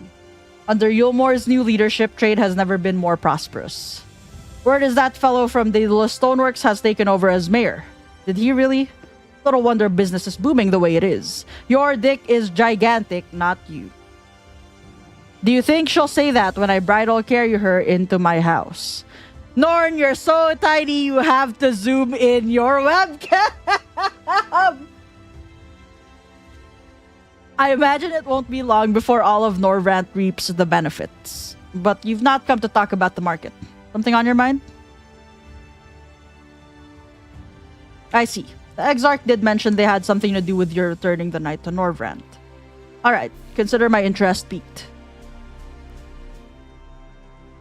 So, to break immersion, right? Bunny, how tall did you say you were?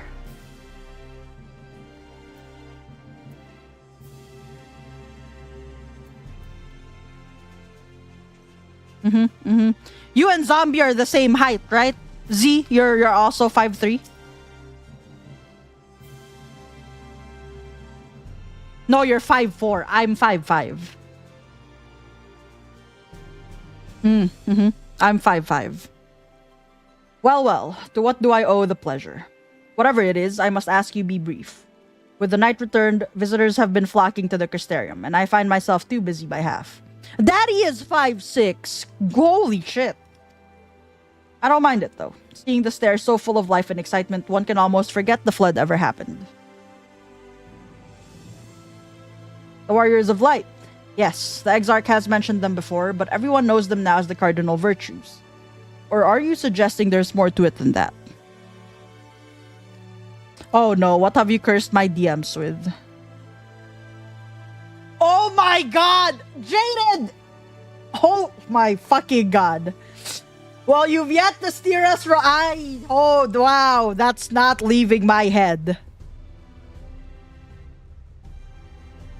We got Val on the other side of Bunny, and we have full service. Yeah, exactly. All 5 bars. Exactly. Like, when we meet up, we have to take a picture where we're all just standing next to each other.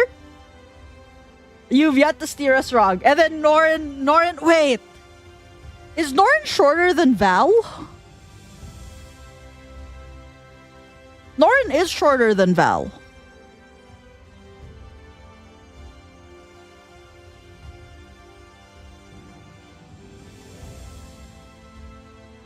I'm really exposing Norin for being short.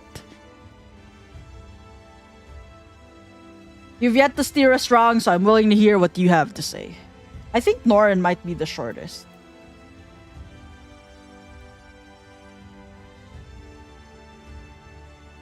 You're 5 foot?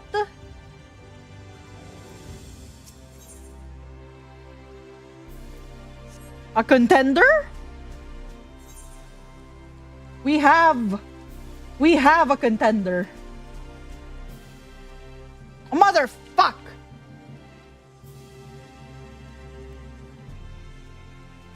Oh, that's fair, right? Yeah. I'm 5'5" as of now, too. As of now. Where am I going?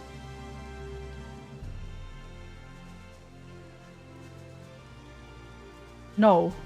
It's down.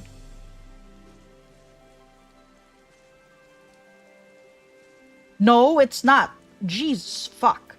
Is it better for me to go to the crystalline? Probably. Alright, we drop down. Take the Ethernet.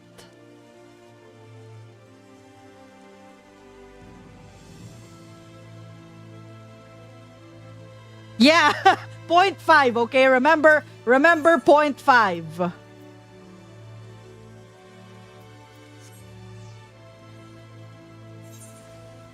Okay, it's the same level. Okay, so yeah, because Catalyst and then Morin.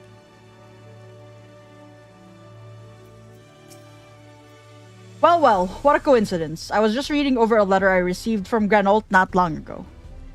He says a visitor from the Crystarium found him at the bottom of the ocean and that he inspired him to reach new artistic heights.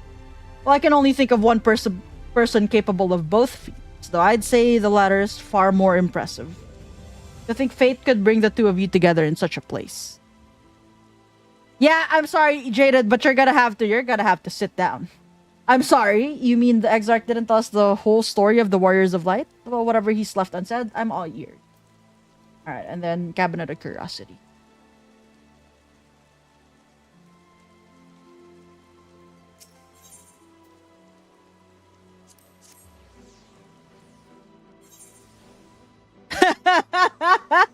Top shelf reacher. I can't believe Jaded reaches for the top shelf and doesn't need a step stool for it.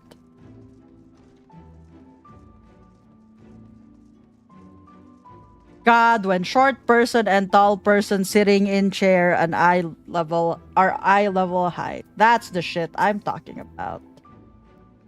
Me and my husband in the car, Bunny. No, this can't be. Surely there is at least one book here that does not cast the Warriors of Light and their deeds in negative light. I need to find the pic of Lauren picking me up so I can see the pizza counter. Oh, Leah there. Forgive me. Cabinet of Curiosity has been bustling with visitors of late, but I fear our repository lacks for the knowledge they seek. The people wish to know the truth of the flood, of the Warriors of Light.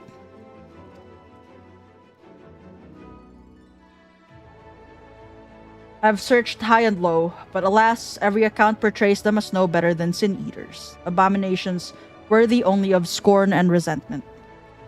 I knew they were not always judged so harshly, yet I can find no proof, and I dare call myself a librarian.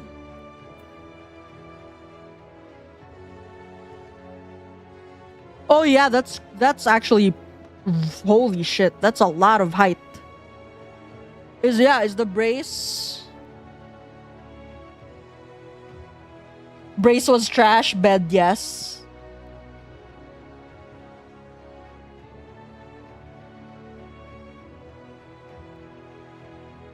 You would address the people and tell them the truth of the Warriors of Light, of the Flood. How wonderful. You have regaled me with the tale once before, but I should love to hear it again. Oh, and you may be assured I will not come alone. Thank you, Morin. Yeah, that's not bad, but like the brace being shitty is like, because that's not comfy, right? Like having the brace is not at all comfy. So for it to not have done anything or not helped at all is...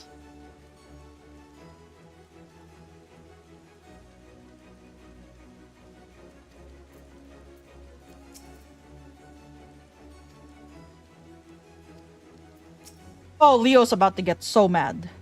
There you are. Between the four of us, I dare say we've swept the Crystarium from top to bottom. Now we need but wait for the people to gather.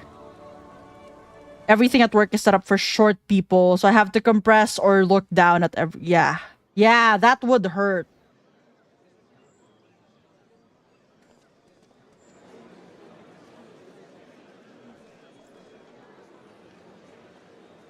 Yes, this looks to be nearly everyone. Let us begin, shall we? Though I am usually the first to hold forth at such events, I think on this occasion that honor should fall to you. They would be more inclined to take the word of the Warrior of Darkness. Indeed. In light of the subject matter, who better than thee to speak these truths?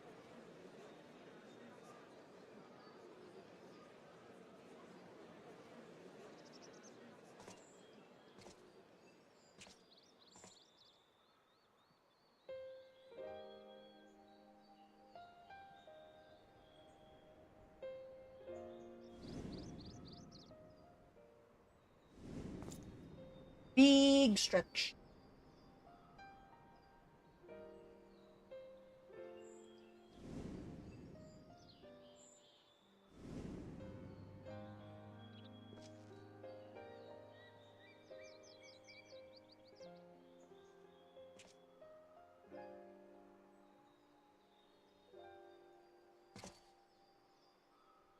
Not him slowly.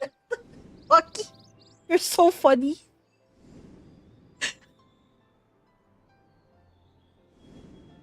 Was really moving slowly into prime position for belly rubs again. Wicked White. The Warriors of Light did all that? So they never... I mean, they only ever wanted to help. And when everything they'd done turned to ash, they still carried on. They gave everything to stop the flood. First their lives, then their souls. And they managed it too, in the end. They saved us. And we cursed their names.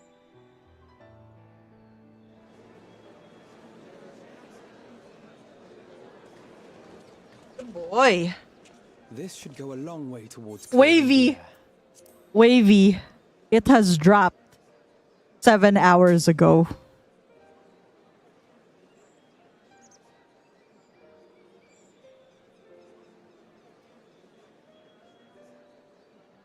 Wavy, I was listening to it at the beginning of stream. Honey, it has to be on Spotify.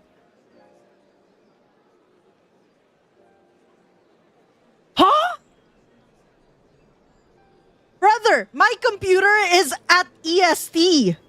It is August 28th, 7 p.m. for my computer. Are you telling me? No, it has been out. That's not possible.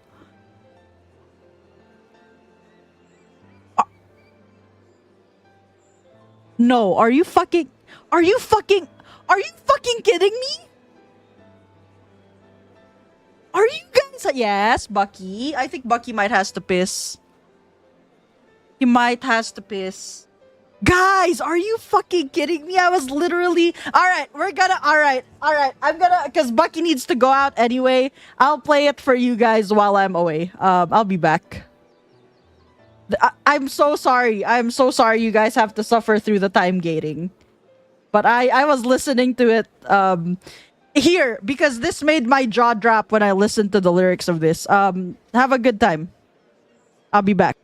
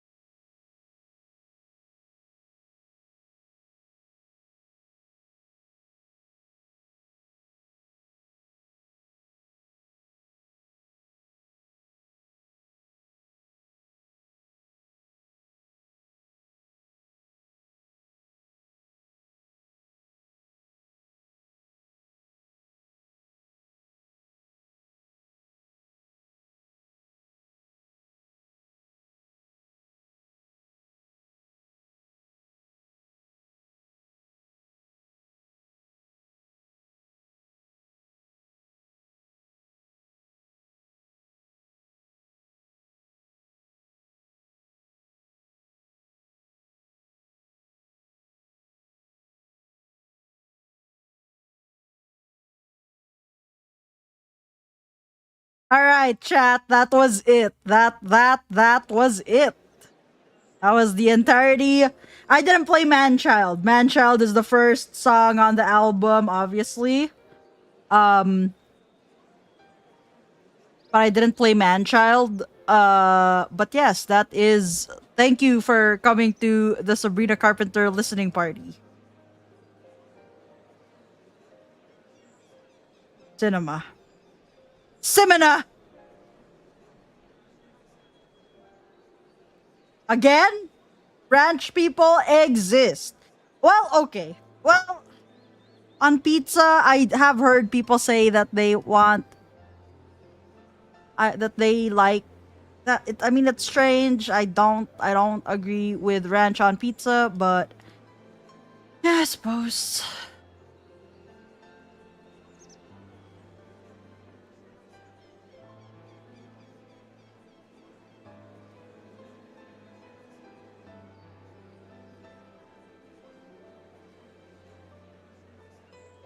Lord Buckington, why do I see your ass? Where are you? You're on my right side. Oh, I'm sorry. I hit your face. I'm sorry. Hi. Hi, Bucky. Hi, baby Bucky. Why'd you stop? Why did you stop wagging your tail? Oh, there it goes again. Yes, no, that's enough. You've already ran outside, pissed like 5 times everywhere. You took a massive shit. You had your food. You've had your Dentasticks. That's it. That's all you get for the day. Remember, you're not allowed to have a second dinner. That was your first dinner and your only dinner. It's 7:50 a.m. That's all you're gonna get. Yeah, he took a massive shit, which is really good. And his tummy didn't get all bad and funny because of the food change, but he's doing great. So anyway, there you guys will be getting the album at 12 midnight your time. I just find it funny, and the reason I was so appalled by the idea that it was time gated that way is when K-pop stars release albums, right? When they say 12 midnight EST, it is generally you just have to convert that to your time. And it releases like globally at once. So the fact that this is not only time gated per region, but quite literally by time zone is pretty insane. Because Wavy did send me the screenshot of what it says on his, and it was like in 5 hours. So saying 12 midnight tonight, because she did just post like 8 hours ago saying 12 midnight tonight was like crazy to me because it dropped 12 midnight for me, which was 12 p.m. Eastern. So,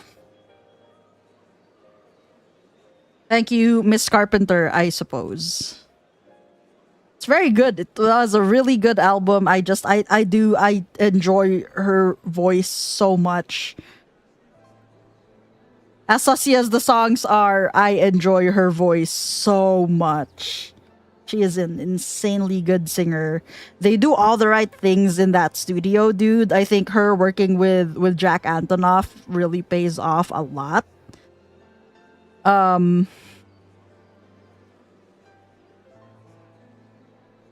And yeah, I love Sabrina Carpenter.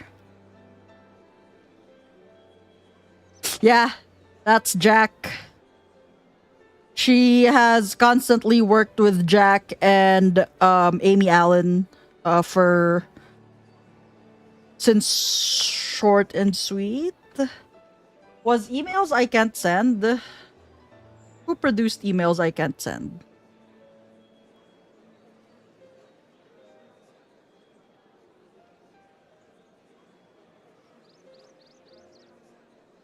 Yeah, I love Jack's work.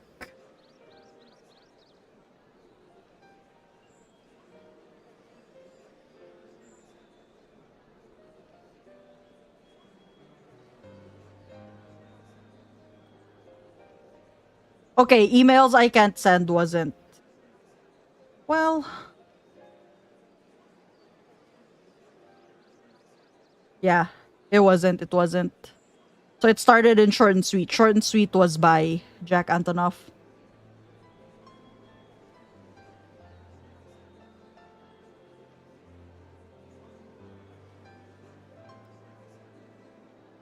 Or not. Half of it was Jack. Please, please, please was Jack.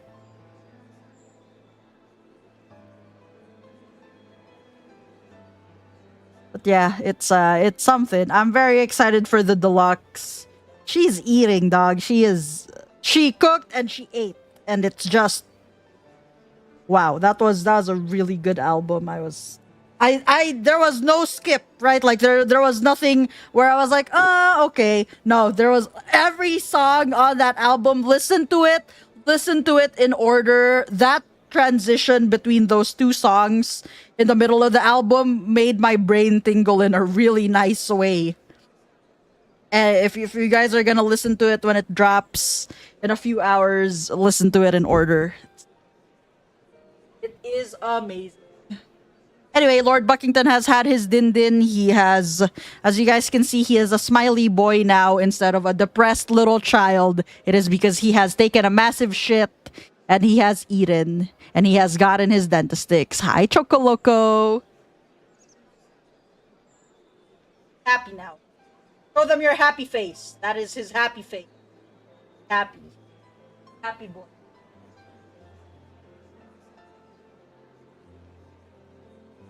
Stop staring at me. Why are you staring at me? Why are your ears folded like that? Where's your ears, Bucky? You look like an egg. Egg dog. It looks like he's about to eat Clown. It looks like he's staring lovingly at Cloud. I don't like that. Bucky, you're staring lovingly at me. Look at him. Okay, now you turn your head, you little shite. Mr. Lord Buckington. Bucky. Bucky. Bucky. Bucky. Oh wow, he really is just ignoring me now. Okay, fine. Fine. Fine. Fine. Now we can continue the MSQ. I don't think I'm gonna finish 5.2 before Norn gets home. But I'm glad that you guys had that experience.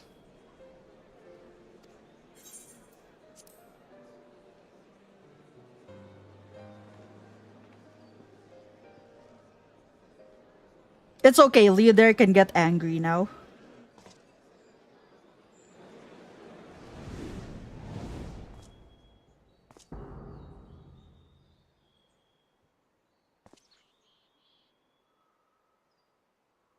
Impossible.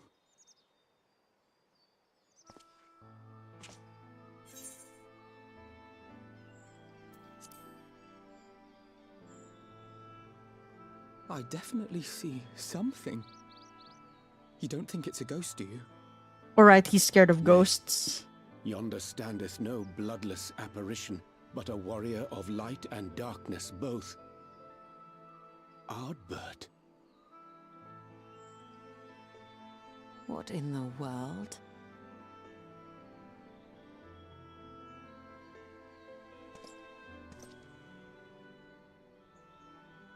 It's you! The one who slew the Eater!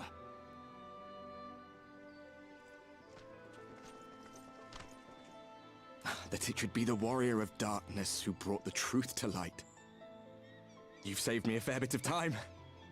Though I have a few words of my own to say, if I may.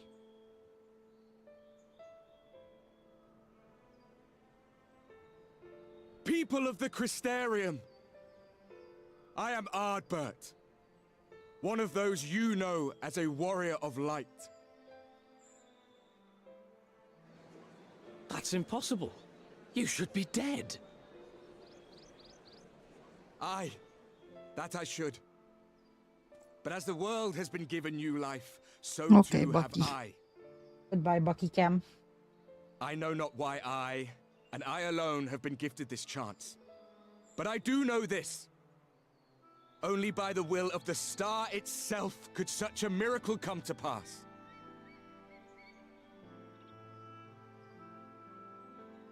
The hero who stands before you now, the warrior of darkness, is not of this world. And the day will come when he must return to his home.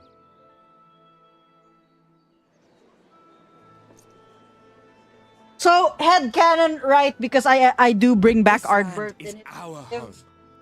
I'll say it later. And if it is to remain so, now and forevermore, it is we who must protect it. The time to rely on saviors from afar has passed. It is you who must rise. You who must become the new warriors of light. What? Us? Warriors of Light? I'm also hungry. I should have eaten while we were listening to the album. Would you guys like to listen to it again? Heroes, my friend. I was only ever a man with a thirst for adventure. But wherever my journeys took me, I was invariably confronted with the same choice. To lend what aid I could to those in need, or not. And I always chose the former. Any one of you could do the same. All you need is the will to help your fellow man, and the resolve to see it through. I'll go off on my tangent and then we'll play the album again because I really gotta eat. I'll play my favorite songs. From thine own lips did we learn of Ardbert's fate, and by thy countenance I gather thou art not inclined to recant thy testimony. Yet whosoever this man may be, his words hold truth and resonate with the citizenry besides. For us to voice our doubts here and now would serve but to sow disquiet. 'Twere better we retired unto the ocular and there discuss this matter in private. Go. I will stay here and watch.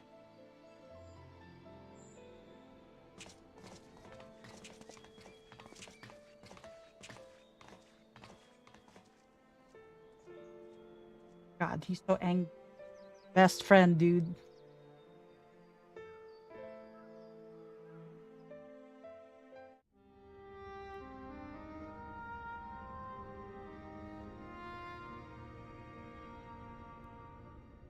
So, that is a warrior of light of the first. I've not had the pleasure of making his acquaintance, but as you all seem to be in agreement, I gather this is no simple case of mistaken identity.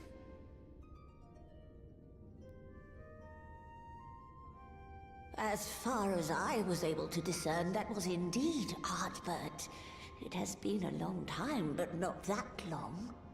Could he truly have been resurrected as he claims? Okay, so okay, hold. Okay, that's good.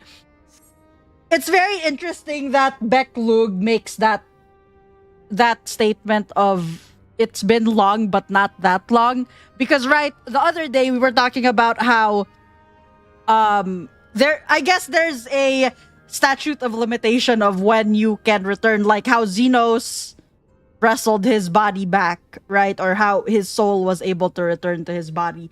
There is a limitation of time wherein your soul, if able, should be able to return to your body. So that's interesting how she goes. It's interesting that she goes, well, right, like, one, it is very wild that not just Ardbert's, right, but all of the Warriors of Light, none of their bodies decayed, because I was going off on a tangent that if you guys did the role quests, the cardinal virtues started appearing when Thancred appeared on the first, which was just 5 years ago. So the fact that none of their bodies decayed and Vothri was able to turn them into sin eaters is crazy. But Right, like I was also in this case I'm talking about the return of the soul to the body, because then the way Xenos did it, because it was a very short time between Stormblood and the end of Shadowbringers where he does get his body back from Elidibus. There's a time, right? But the fact that Becklug said specifically that it has not been that long, and is considering the possibility that, hey, did he really get resurrected? It's pretty interesting and plays really well with how I, in my head canon, and in Leodair's universe, I made it that Ardbert was able to get his body back. Except the reason why he gets transported with Leodair back to the source is because he's no longer tied to the first, but is instead tied to Leodair. But I digress. That was not the tangent I was supposed to go on.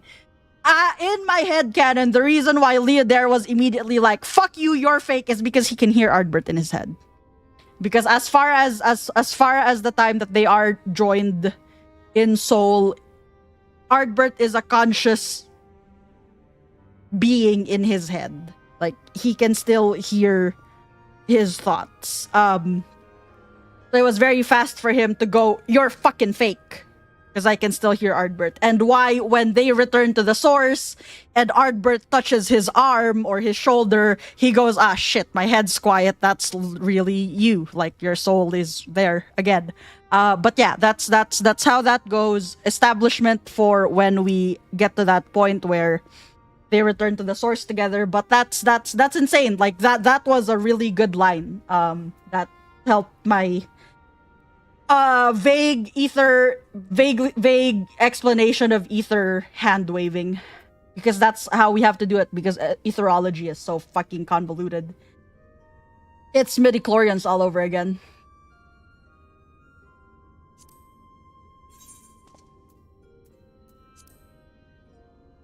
Ardbert did entrust his very soul unto thee. I see no reason to question thy judgment. But it's wild, right? Like, did they do something different to their corpses? Your ether burns as brightly as the day you slew Emmett Selk. That is proof that he is with you still. Yes, thank you, Yet wifey. that which standeth now before the people is far more than a passing imitation.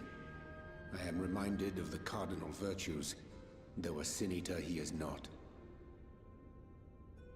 Which leaveth but one plausible explanation. That he is an Ascian.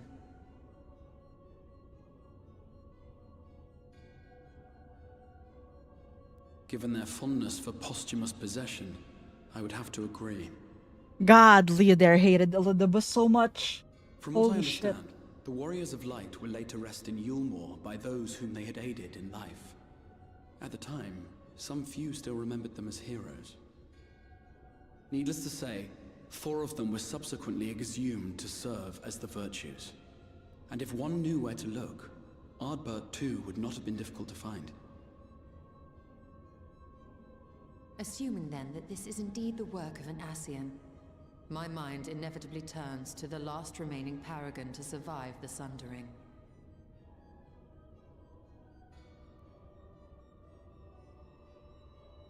Elidibus.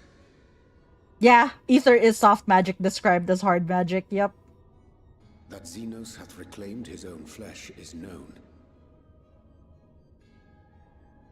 Thus evicted from his borrowed form, and cognizant no doubt of Emmett Selk's failure here in the first, 'tis quite possible the emissary chose Ardbert for his next vessel. Inhabiting the flesh of the fallen. My, that is unsavory. And they do this often, you say? God. Leo's so angry. Verily, for they possess no corporeal forms of their own. In what one may term their natural state, none save those gifted with the echo can perceive them. Indeed, when Elidibus intruded upon the waking sands, his presence did go unmarked by all save Minfilia and the Warrior of Light. On that occasion, I myself remained ignorant of his coming until after his departure. It was only at a later juncture, when he deigned to appear before me in borrowed flesh, that I was finally able to take the measure of him. In such puppetry do the Ascians engage when they seek to influence the course of history. And they have gained much by it. Emmett Selk single-handedly built the Garlean Empire in this manner, while La Hebrea came close to conquering Eorzea, having taken possession of Thancred's living body. Yet it must needs be noted that the Ascians cannot avail themselves of all mortal vessels. For were they able to do so, none would serve as a better pawn than our own redoubtable champion. Mayhap the blessing of light shieldeth Hydaelyn's chosen from Ascian influence. Or mayhap other forces are at work. We cannot say for certain. Whatever the reason, I hope it holds true. I dare not contemplate what might come to pass otherwise. Is it not peculiar, then, that Ardbert's mortal remains should be susceptible, given that he was once a warrior of light? Or did the final departure of his soul make it possible, perhaps? Regardless, to hear an Ascian use him to call forth new warriors of light boggles the mind. Thank you for pointing that out, wife. That's interesting. And we don't get an answer to that, but that's interesting. Elidibus hath ever been an enigma, his ostensible purpose being to preserve the balance between light and dark. When he made overtures towards me, however, I was afforded a glimpse behind the mask of the self-appointed emissary. I shall not defend mine actions, undertaken in pursuit of a better understanding of our foe as either wise or prudent. Nevertheless, what little I did glean may now prove useful. Elidibus possesseth a subtle mind, practiced in the art of manipulation. That he coaxed this star's most valiant heroes as far as the source with naught save half-truths is no trifling feat.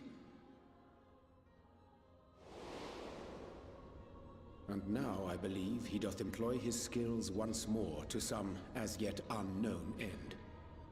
Though naught is certain, should my suspicions prove true, we shall have need of all our wits if we are to uncover and thereafter thwart his plot.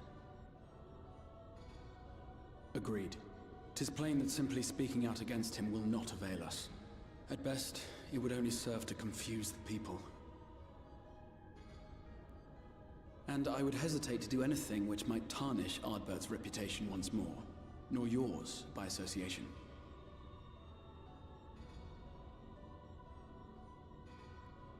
That being the case, it may be wise to keep a covert eye on this Ardbert's movements, as we attempt to discern his purpose and how best to mitigate his influence.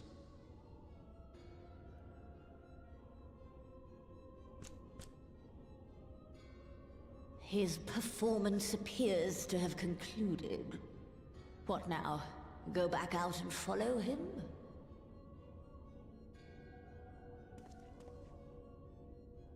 Twould appear Master Alphino already hath pursuit in mind, and I suspect one pair of eyes shall better serve our cause than half a dozen.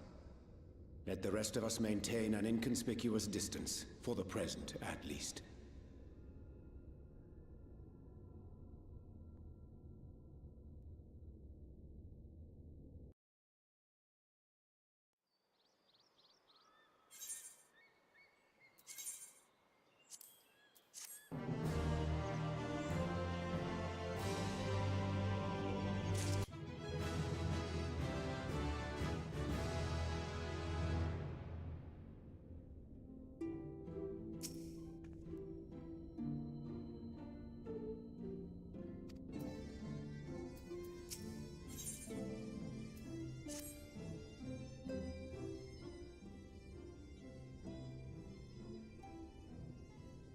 You did well to dispel the falsehood surrounding the Warriors of Light and their actions prior to the flood. I must say, the reappearance of Ardbert, or rather, one who appropriated his identity, was a rather curious development. He is an imposter. Of that there is no doubt.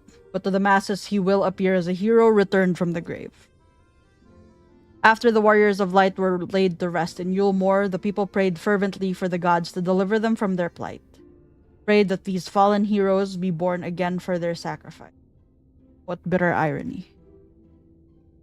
I, for one, would like to know why Ardbert urged the people to become warriors of light themselves.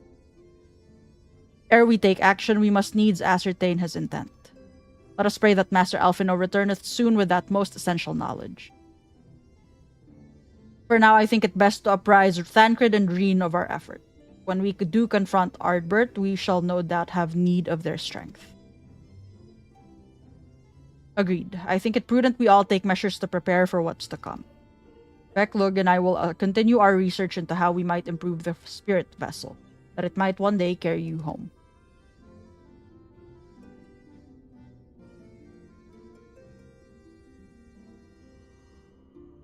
Then I think it time I return to the Great Wood. Until now, everything we have learned of the Asians has been handed to us at their leisure. But that was one of Emmet Selk's unique failings. I have no reason to think Elidibus will be as forthcoming. Fortunately, I recently received word from Fano that heretofore unexplored chambers have been discovered deep within the Kitana Ravel. Almet believes the relics within tell of a great calamity that befell an ancient civilization, that of the Asians, perhaps. They may lead us to the truths we seek. Would you care for company?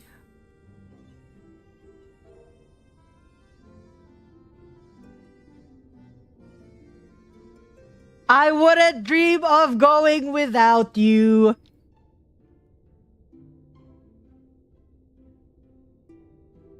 Is that a callback to when she asked if he went into the Ravel, but then he said, I wouldn't dream of going without you? I wouldn't even know where to start looking. Something. Chat, they're so cute.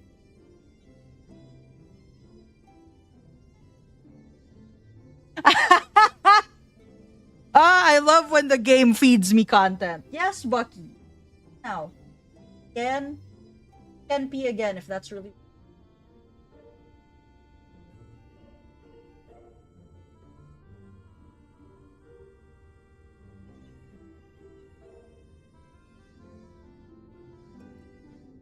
Truth, this, buts. Look up. Why does my fish have white lipstick?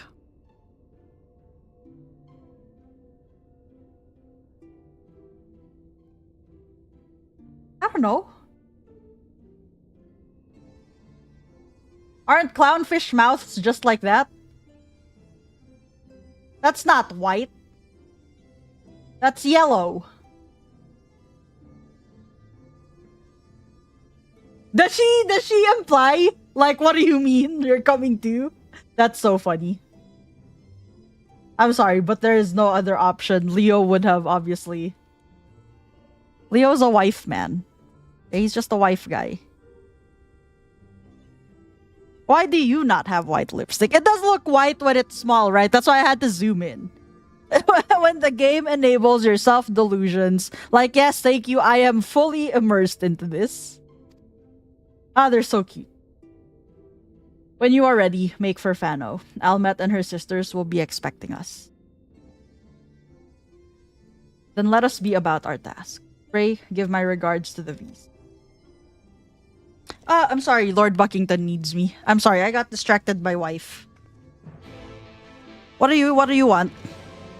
Clown, go buy some white lipstick and take a picture. Okay, Bucky, that was not a question of if you wanted petties. Because if you wanted petties, I can give you petties. He sat down right between my legs and is now getting petties. Yes, baby. What do you want? Do you want attention? Is that it? You just want attention? High five. Good boy. I'll just use whipped cream. Oh boy.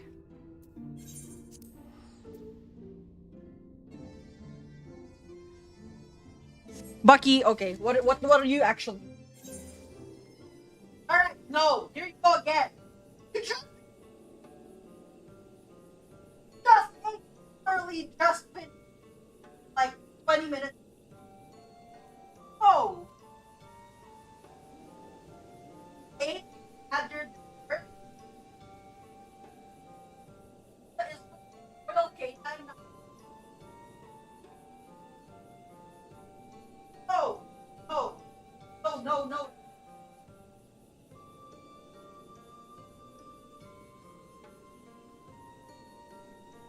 Baki is already asking for second dinner. Just finished first dinner. How?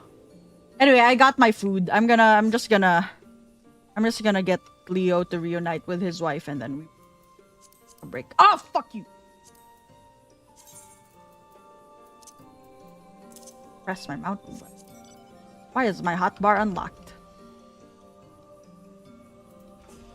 Wife?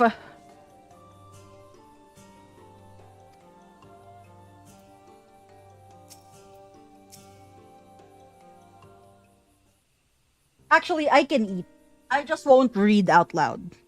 I can eat while doing MSQ. We should do as much MSQ as we can. Before Norn gets home.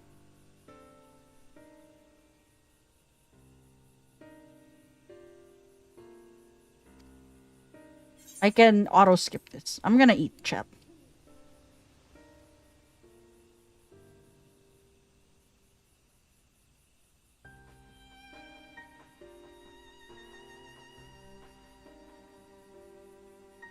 Baki! Baki! Get away!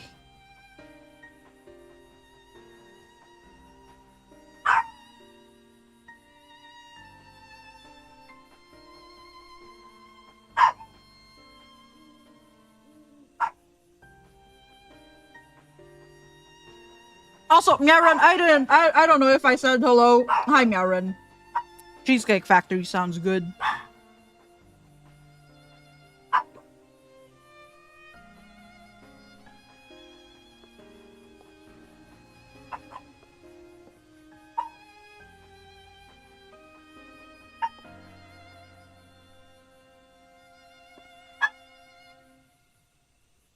Baki! Stop licking the teriyaki sauce! Or stop trying to lick the teriyaki sauce.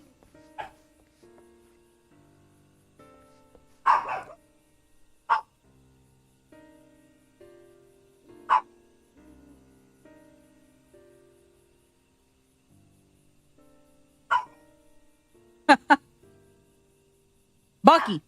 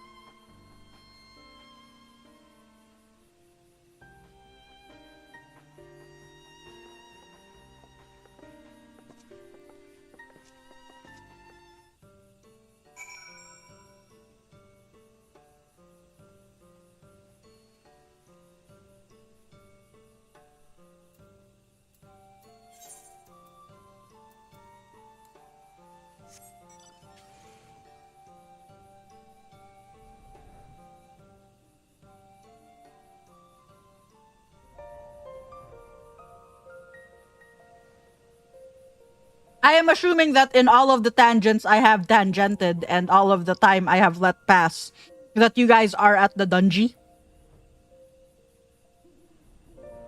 Well, no, because the Anador is underwater, right?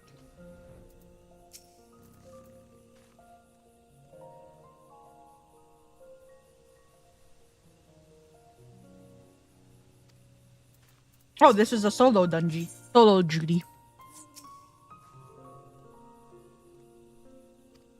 Oh, this is the one where they turn into cards. Leo, you better not fuck up. You did fall asleep. I forgot you fell asleep. I guess we're caught up now.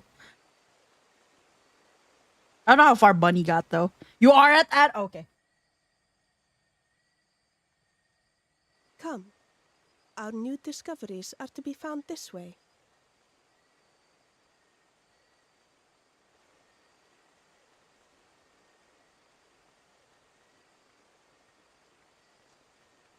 If all else fails, we can go do it before or after Unreal tomorrow.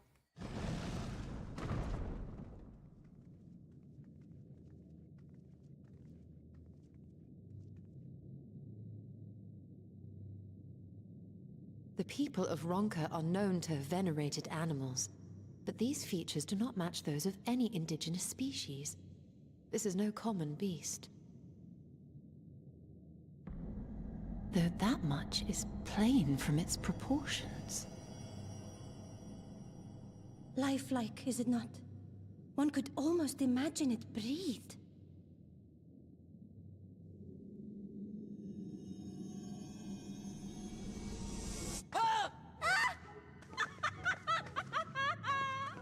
Why you... Ugh.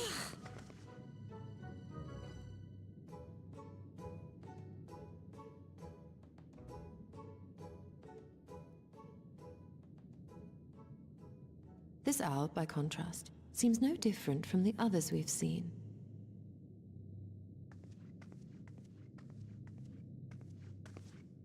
The sealed door lies ahead.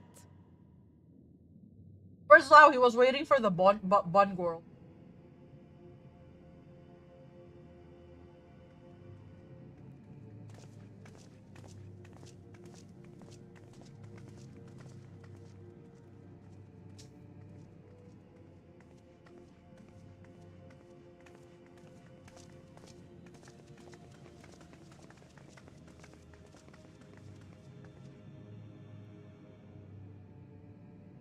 As you see, one statue is missing.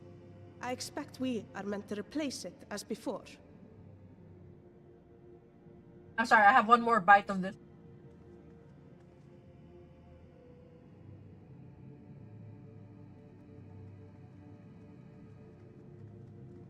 Too simple. There will be some additional defense mechanism.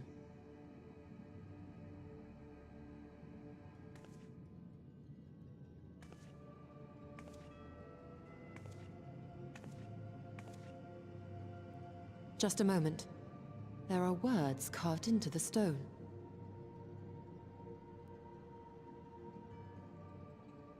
He who would disturb a hero's deserved slumber shall instead waken the beast and know his folly. Wait! Don't! Ah, shit. What? But I only... What is happening?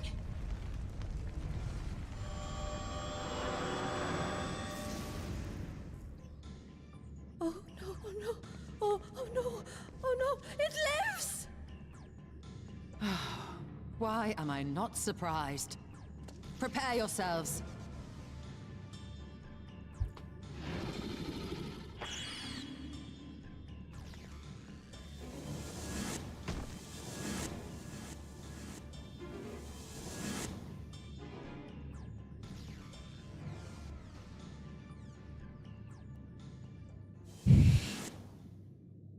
You guys can try to pet the dog. I don't think it's a dog.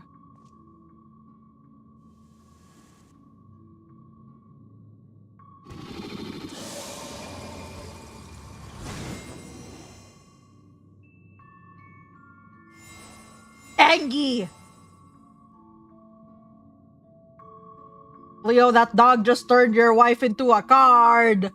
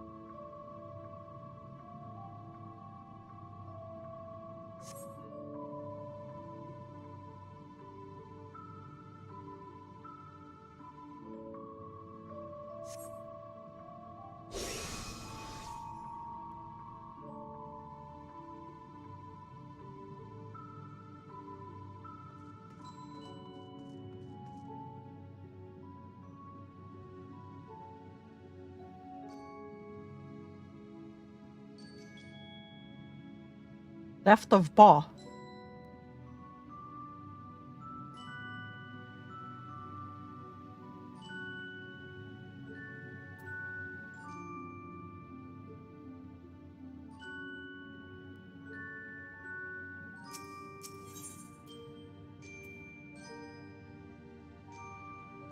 Has to be, right?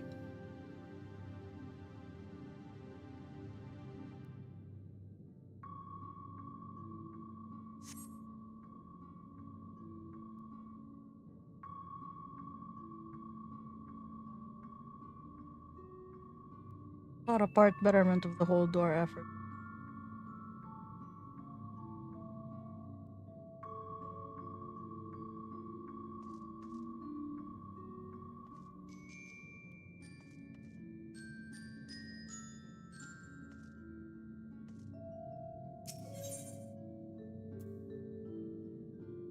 The whole.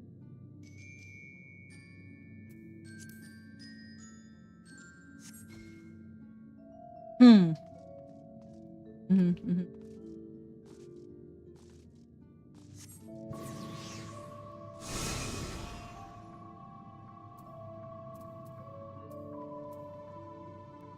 Wolf.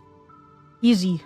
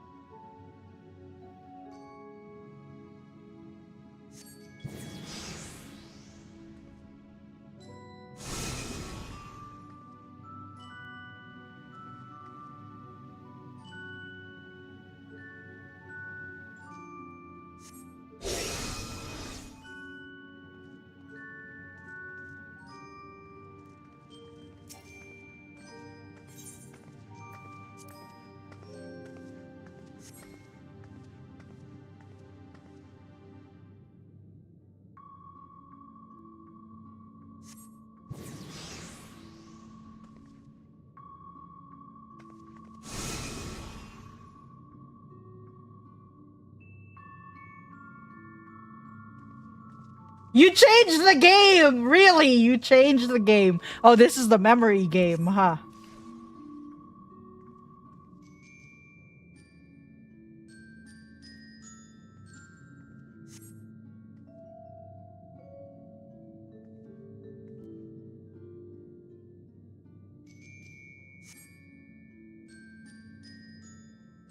Oh!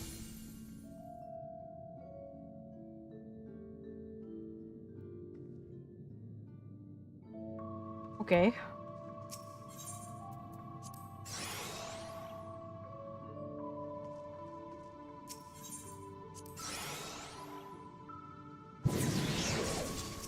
Hello?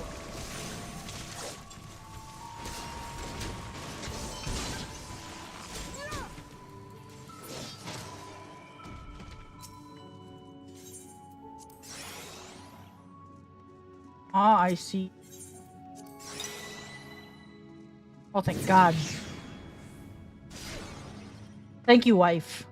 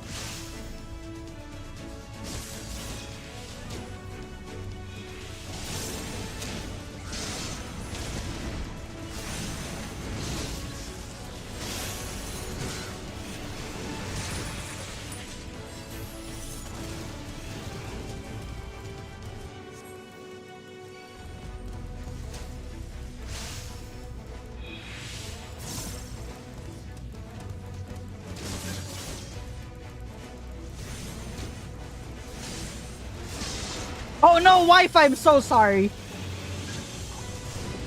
Stola! This is going to leave a mark.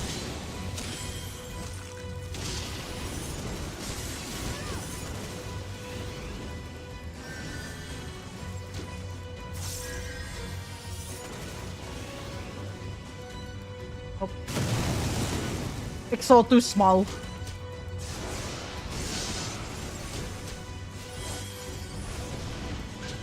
Okay, that was that was targeted. I can't do anything about that, wife.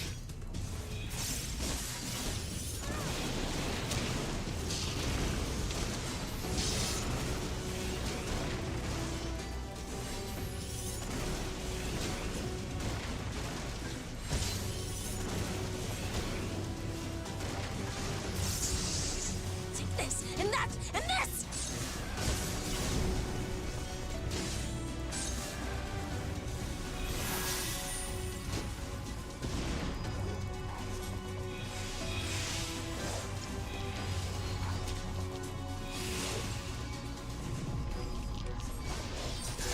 Going to leave a mark.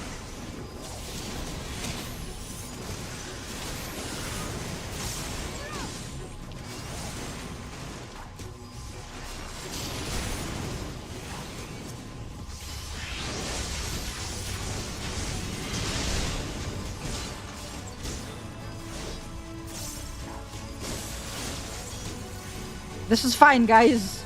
The slimes are attacking me anyway.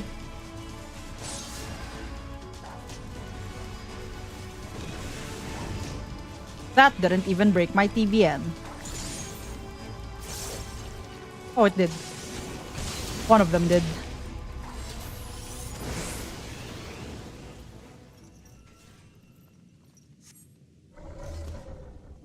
Sorry, should I step away? This is fine.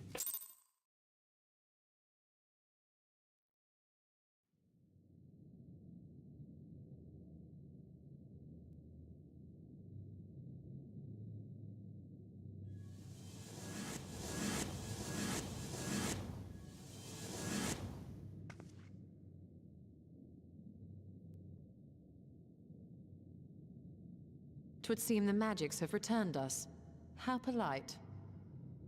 Now, what have we learned? Ah, we were bound to run into a living statue eventually. And now we can open the door.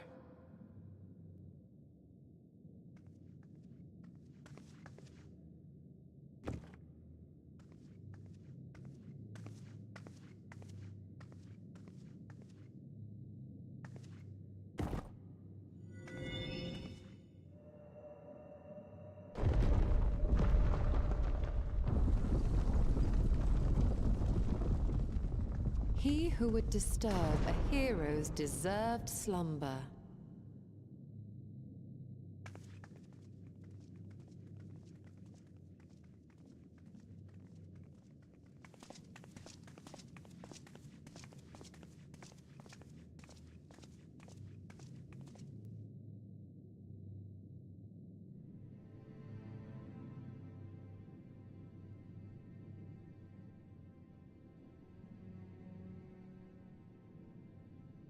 A tomb, just as I thought.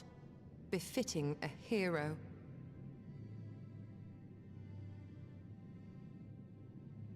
She is Vis. Could it be the Archmage Tiuna?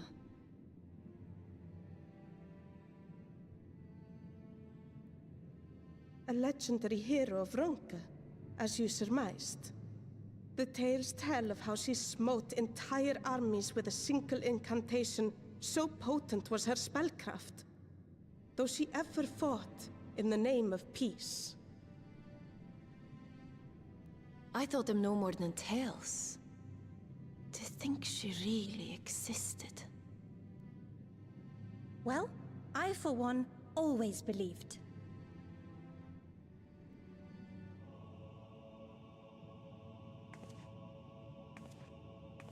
I wonder. By the light of fallen stars, great power awakens. Tiuna was not only a master of spellcraft. It is said she could see truths long lost and hear the voices of men's hearts.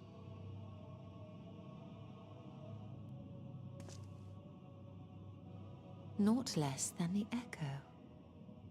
In which case, none of this is mere coincidence.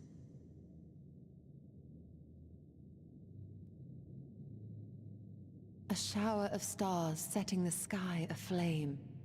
And in both this world and the Source, we find individuals within whom a mysterious power awakened at the sight.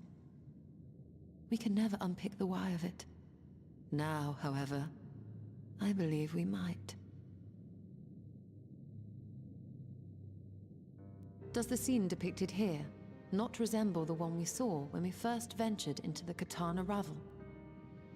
Moreover, does it not recall that which Emmett Selk invited us to witness in Amarot?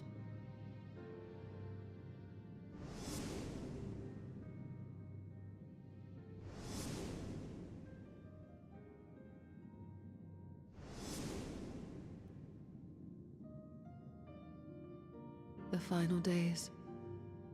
If, as the Exarch's research suggests, soul and mind share a fragile yet profound bond, might it not be possible for an event to leave such a deep imprint upon the soul that it could be perceived eons later, given a suitable trigger? The Echo defies explanation by conventional etherological theory, or shall we say modern etherological theory. But if it is a power that once belonged to the ancients, to souls yet undivided,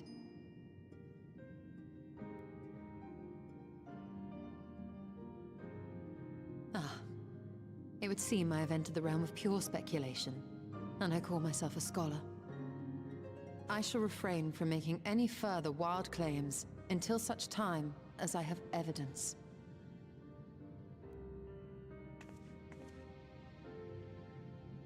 Still, I cannot choose but be reminded of our experience in Amarot.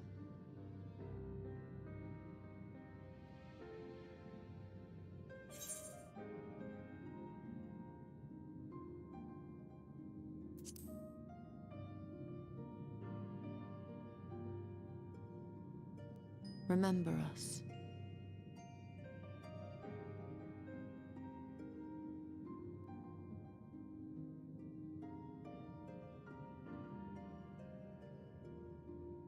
History is learned, not lived. We have always protected the Tales of Ronka, just as we have protected this place.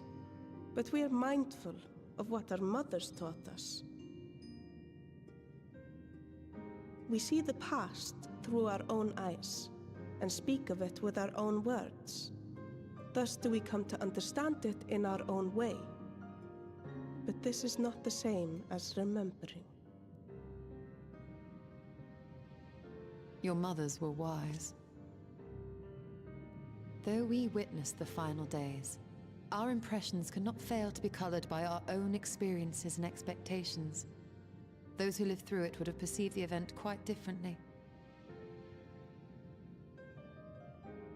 We must bear in mind that it is no simple matter to keep the truth alive, or it will die with Emmett Selk and his kin.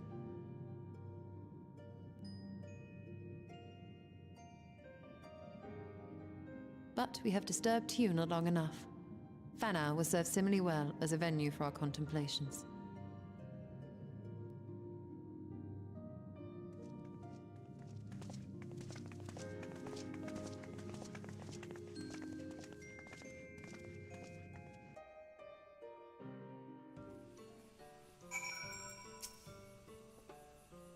By your pensive expression, I take it the tomb has given you much to think about.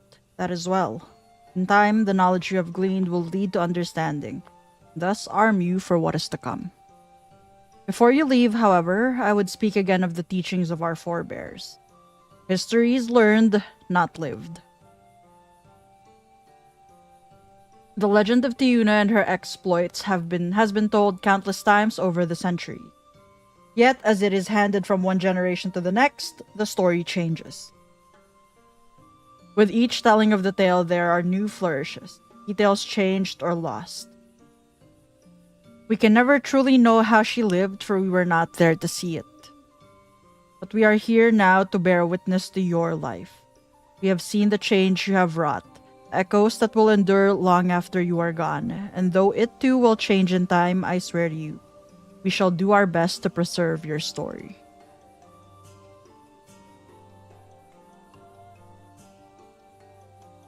I hope you'll forgive me if I don't make an oath of my own, but I think it goes without saying we could never misspeak of your heroism. Perish the thought. So long as we are here, there are none among the V's who will not know all you have done for Norvrant. We are not deserving of such reverence, but we are grateful all the same. You can be certain we will have our own tales to tell of the great guardians of Raktika and the ruins of Ranka. I pray you safe travels then. As ever, we shall await your return with open arms.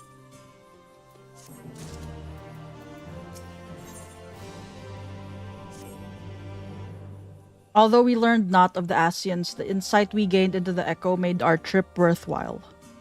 Before we return to the Crystarium, however, there is a small matter I would attend to in Slitherbow. Might I trouble you to come with me? Thank you. After we arrive, we should have a brief word with Runar.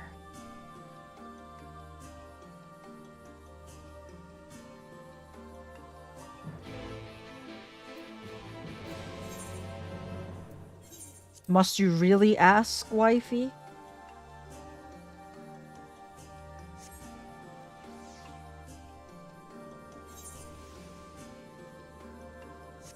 She acts as if he would ever say no to her.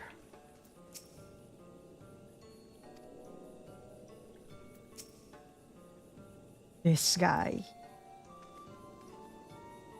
You there. It is so good to see you.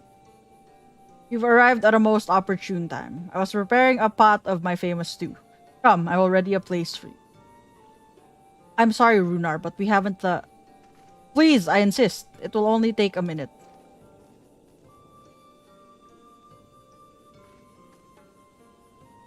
My apologies, there. It seems our return to the Crystarium will be delayed. But perhaps only for a bit, if you assist me with my work. I say work, but it is rather more a chore. I must clean my chambers here in Slitherbow from top to bottom. If you would be so kind as to go and fetch a broom from Asgeir, we might finish before Runar is done cooking.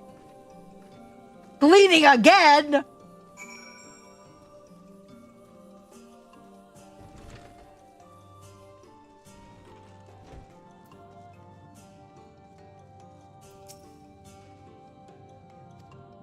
I cannot imagine why she would have need of such a thing, but here you are. It is old but sturdy and sure to suffice.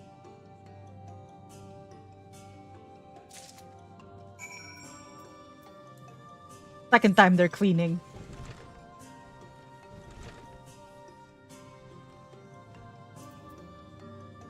We're cleaning again?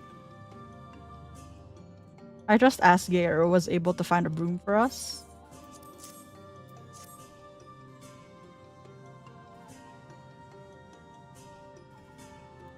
Well worn. Good. This would prove difficult otherwise. So I must say, I think I did rather well for not having a broom thus far.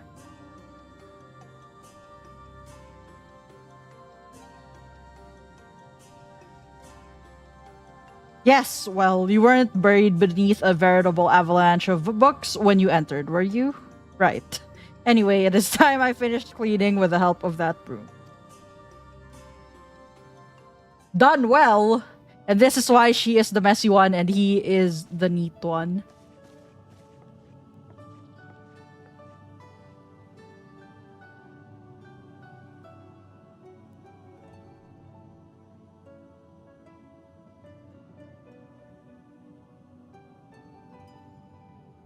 You didn't honestly think I'd do it the old-fashioned way. That broom is more than capable of sweeping by itself, or rather, it will be.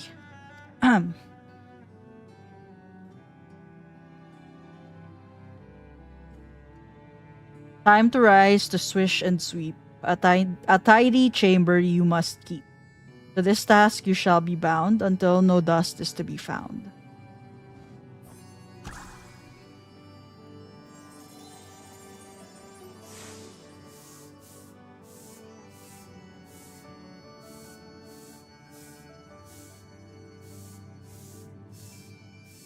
In this one particular respect, I have no objections to following in Master Matoya's footsteps.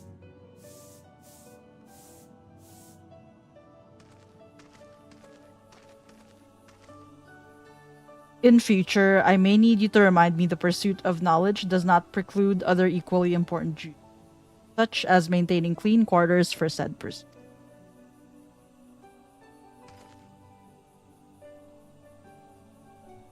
I will dearly miss this place, these people.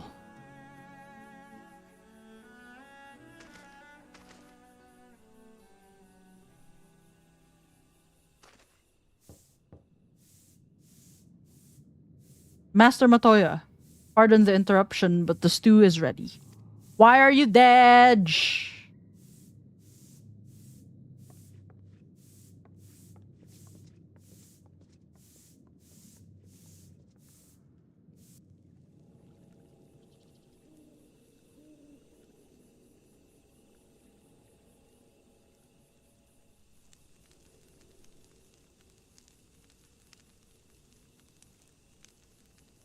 No!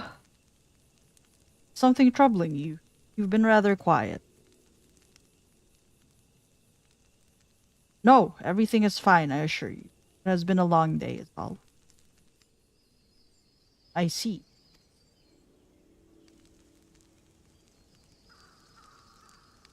Stola, thank goodness you're still here.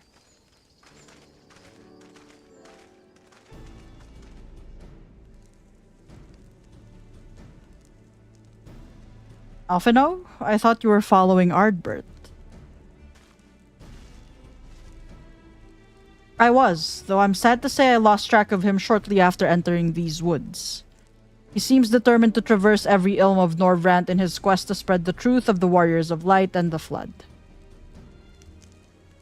And it seems news of your address at the Crystarium precedes him at every destination, making his task all the more simple. It remains to be seen to what end he encourages the people to become Warriors of Light themselves. But there is no denying that his words have struck a chord with many. Well, we're all agreed that this is just another Asian ploy, yes? They've commandeered corpses before and to no good end. I see no reason to think this time is any different, especially when it's that of a fallen Warrior of Light. I doubt we'll learn more if we remain a step behind. His next destination is, in all likelihood, Slitherbow. Alizé, are you certain you should be here? If you're concerned about Halric and the others, you need not be. Your treatment is going well, but progress is slow and exhausting for all of us. The best thing I can do now is let them rest. So, I believe we were about to discuss how to arrange a meeting with our would-be Warrior of Light. Before visiting any towns or villages, Ardbert would hunt down and slay a nearby Sin Eater to earn the locals' trust. Our best chance of getting ahead of him is to find one before he does. Thankfully, Thancred and Rena returned from the empty and have taken up the search. Reen believeth one may lurk beneath the boughs of Woven Oath. Then that is where we will start our search.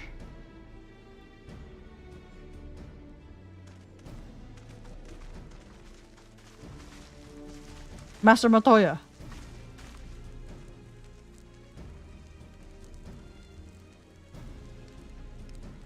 A warm bowl of stew will be awaiting your return. I look forward to it.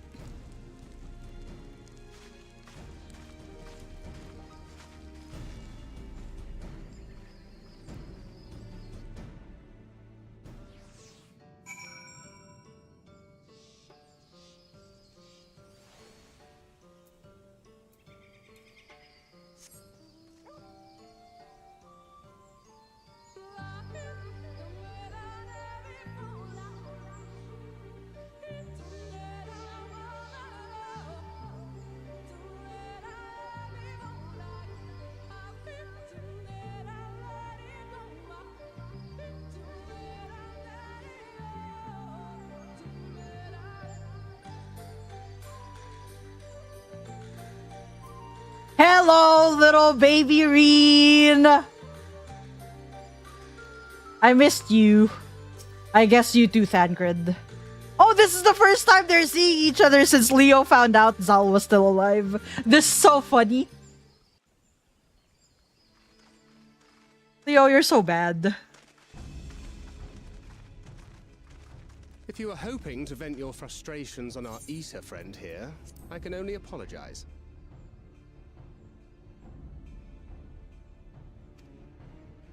Few as they are now, it took us no time at all to track it down. That suits our purpose perfectly. Now we need only wait for Ardbert to arrive. Weren't you two meant to be attending to the empty? We were, and are, but we can hardly ignore the rest of the world. So we thought we might see how things were coming along. From what we can gather, the answer is strangely. Right now, we think we can do more good here. It is heartening to have all present. Indeed. We will be glad of the additional hands should matters escalate. Our quarry has come.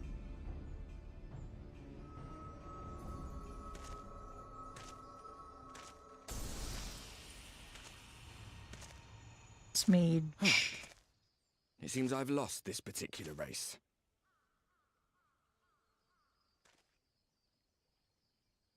Although I suppose it's only fair. When we first met, it was I who outpaced you. Ravana, was it?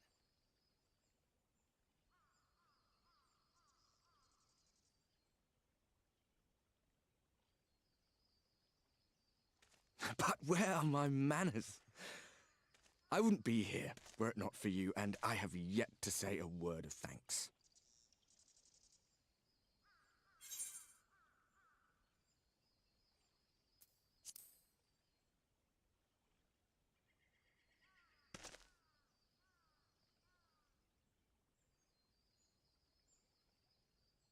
Arm giving you trouble?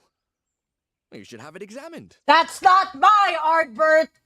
Fuck you, Elidibus!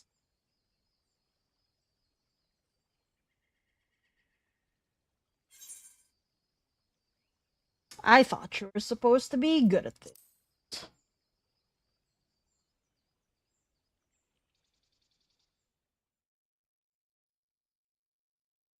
Very well. Let us forego this pretense. You piece of filth! After all, it was never you that I needed to deceive.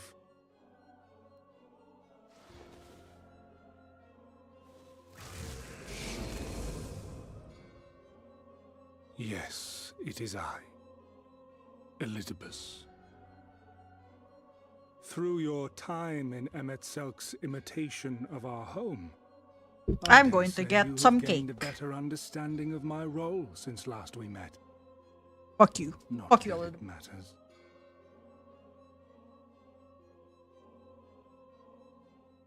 We understand your role, emissary, but not your goal. What is it that you seek to achieve? I seek to enact the will of the Convocation, of course. If it helps you to think of me as but another Ascian, no different in nature or purpose from the rest, you are welcome to do so. Once, I would have said your goal was destruction alone. Now I understand that you fight for something you love, just as we do. Yet though we seem doomed to clash, I bid you consider Emet-Selk's final words. Remember that we once lived, he said. Had he not seen some glimmer of hope in our kind, I do not believe he would have spoken thus.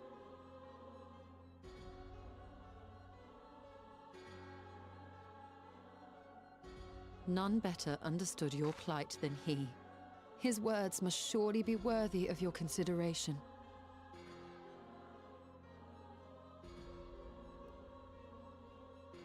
Emet-Selk.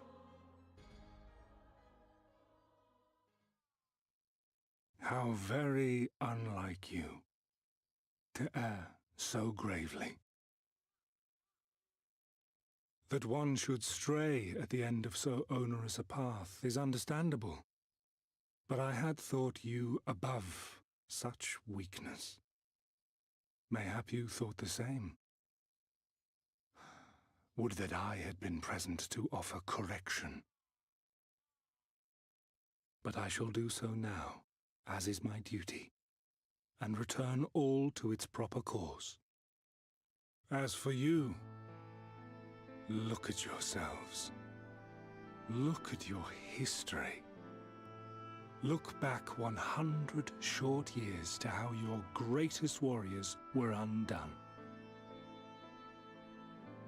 And now, at but a word from me, you raise your hands in answer like the puppets you are. Naught has changed. You fail, and you fail, and you learn nothing. Allow that which is most important to slip through your fumbling fingers like so many grains of sand, again and again and again, and you would remember us. You do forget yourself. You missed the bun girls again, Lau. God damn it.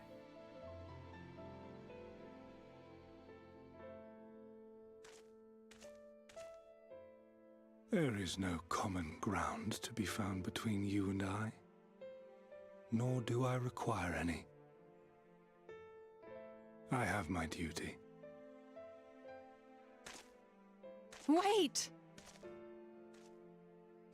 Oh, because this shit doesn't remember us. Fuck you. Hypocrite.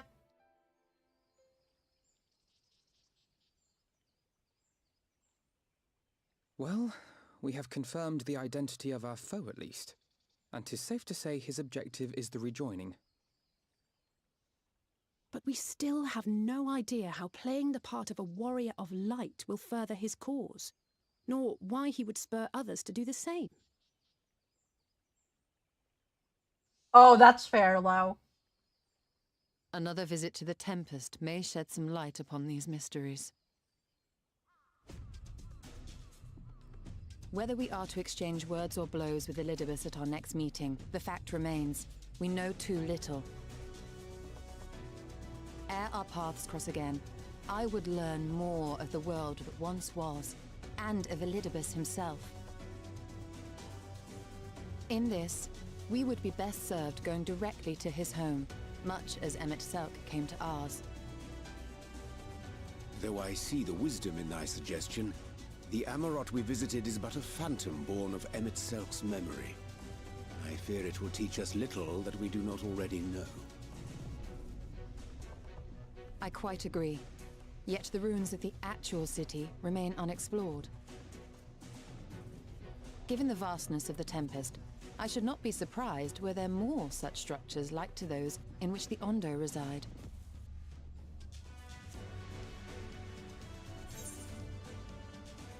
As long as you don't make me do any more chores.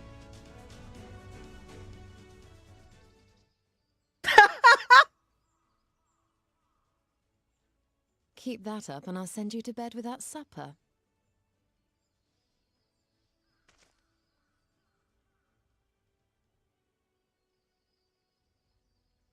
Assuming we are all in agreement, then I suggest we first pay a visit to the Ondo. If anyone can tell us where more ruins are to be found, it is them.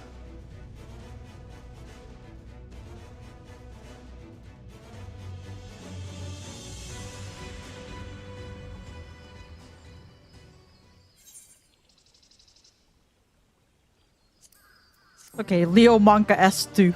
Ah, shit. I'm sorry for being insufferable, wifey.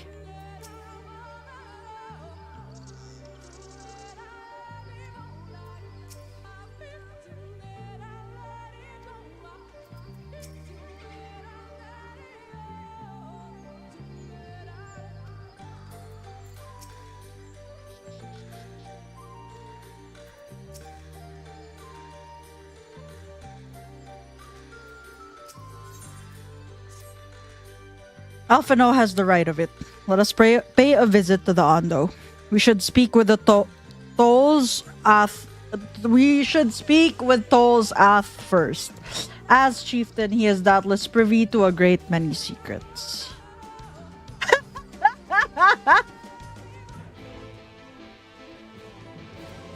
That's so valid of Zari, dude.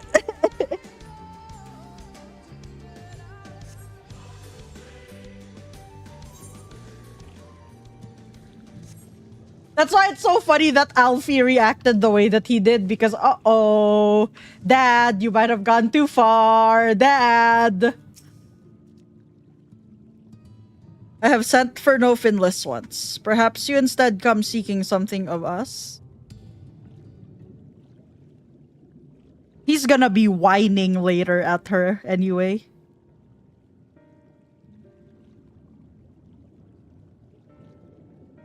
Ruins which your kind have yet to explore. I see. I know of one such place. Alas, under these circumstances, I am afraid we can spare none to guide you there. And what circumstances are these? Rather than hunt for their own meals, the Benthos have pillaged our stores of liver. They must be replenished with haste. The Benthos, a particularly violent tribe of Ondo, if I recall. A band of bottom feeders. We all lost much in the flood. But while others work to rebuild, they resort to thievery and murder. Revenge, they call it, when they prey upon your kind. But do not be fooled. They care not who they harm. With that, we had the warriors to challenge them. This is not the first time they have stolen from us, but there is no resource more precious than liver. All must dedicate themselves to the hunt. Unless, of course, we were to reclaim the livers for you. Seems a fitting payment for vital information, does it not?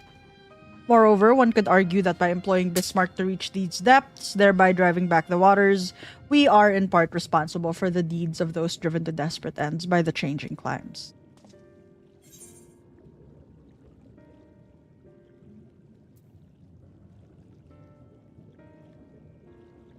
One good turn and all that.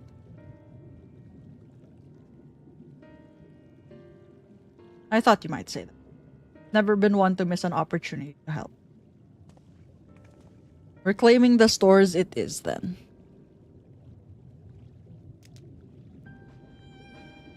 You would be grateful beyond words if you did. The Benthos have surely taken the livers back to the Flounders floor. But be warned, there will be no shortage of guards waiting to spear intruders. Then we will have care not to draw their attention, shall we?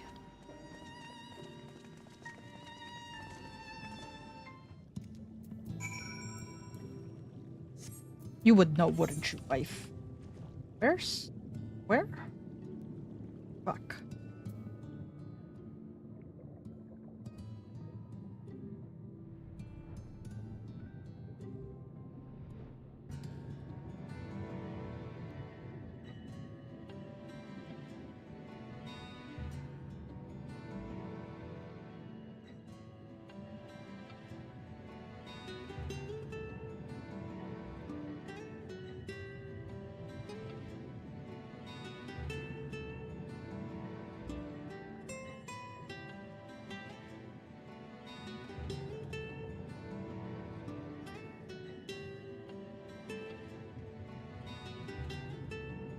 In before Bunny yells at me again.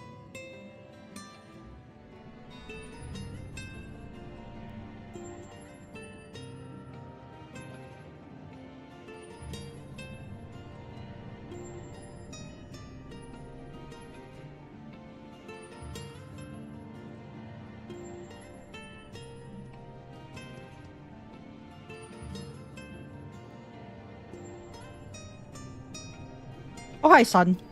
What you doing here? Nervous? Me? Not at all. It's a bit dark, though, isn't it? Definitely not haunted, though. Certainly not.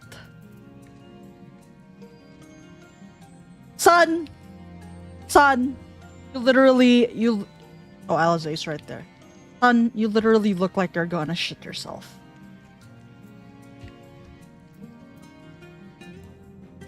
Stola, did you leave your son behind?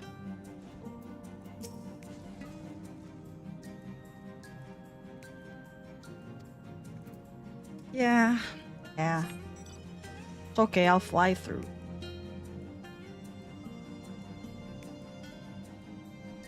This is where Reen finds, Emmett.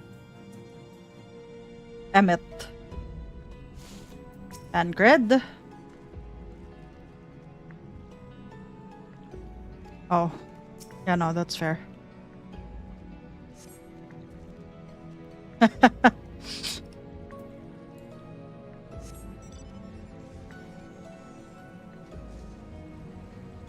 Where's Reen?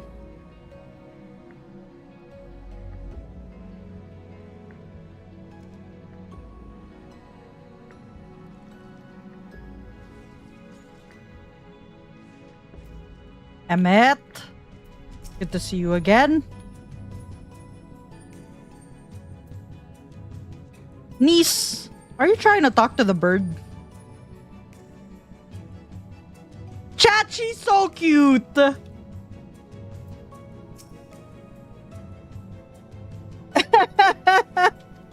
No, go ahead. You can keep talking to the bird, little niece. She's so cute.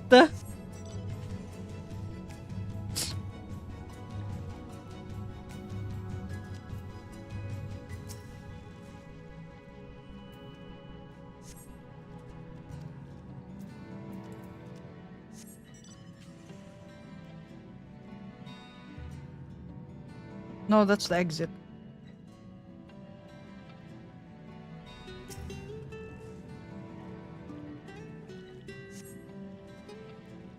Also not Wormst.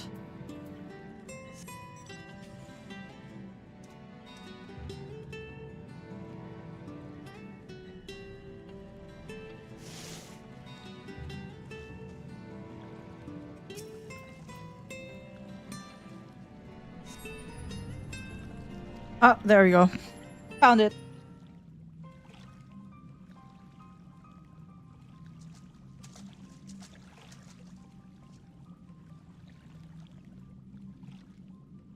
Are those them?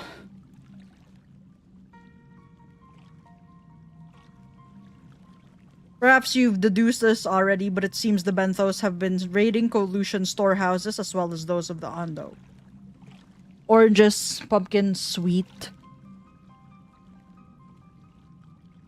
We can discuss this after we see the liver safely back to Tol's Ath. It wouldn't do to keep him in suspense.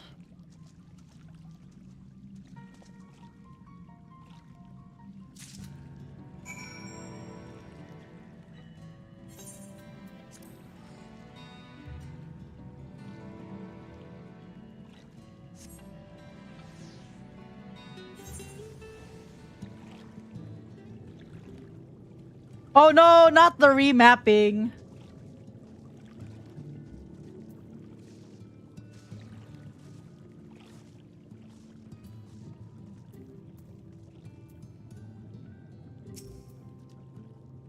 I am relieved to see you unspeared.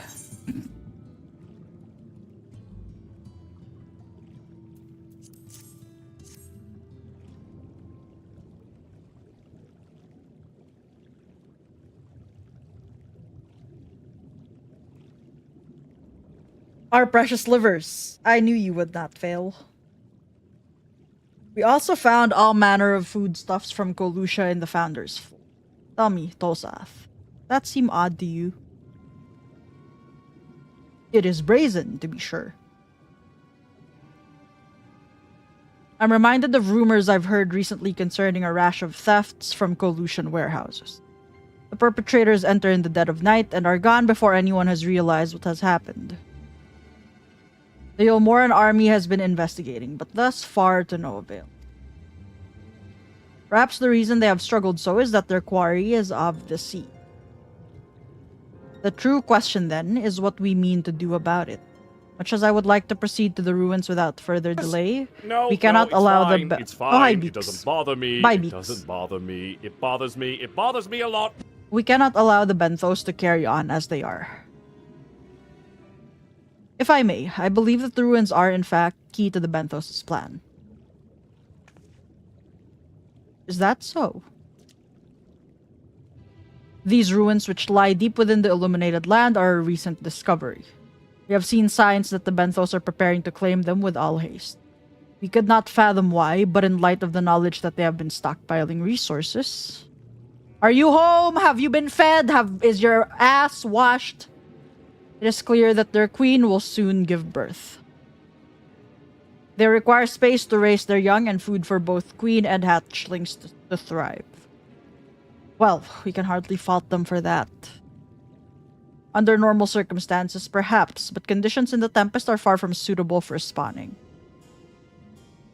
My ass is clean. We're not eating yet. Should I just force feed DJ? I mean, I would pay to watch you try.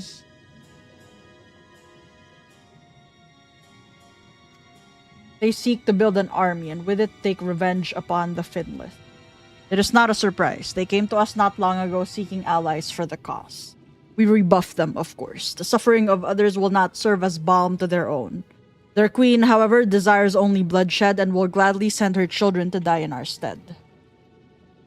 They are planning to wage war. That changes matters considerably.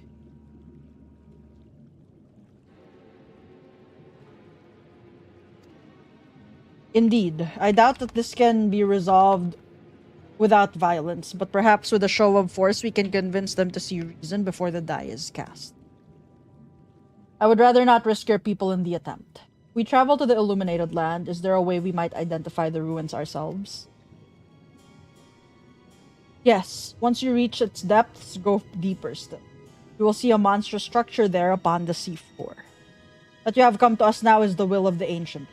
They have guided you here that you may drive out the usurpers, those who seek to use their magnificent creations with vile purpose. I have no doubt that they will show you the way forward. Okay, and then we can do the Anador tomorrow, right? We'll do that tomorrow after Unreal or before Unreal. I don't know what time Bunny's free for Unreal. I'm afraid that the dead do not speak quite so clearly. Nevertheless, we shall try not to dispute. If what we seek lieth deeper still beyond Amaroth, I would call upon the assistance.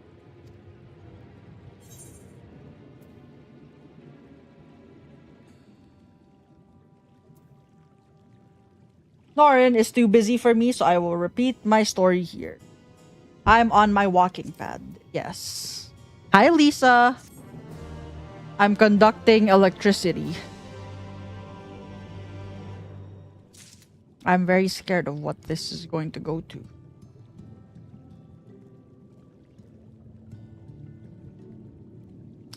Okay, stop typing. Clownfish. Stop. Stop typing. Right now. Stop. Why?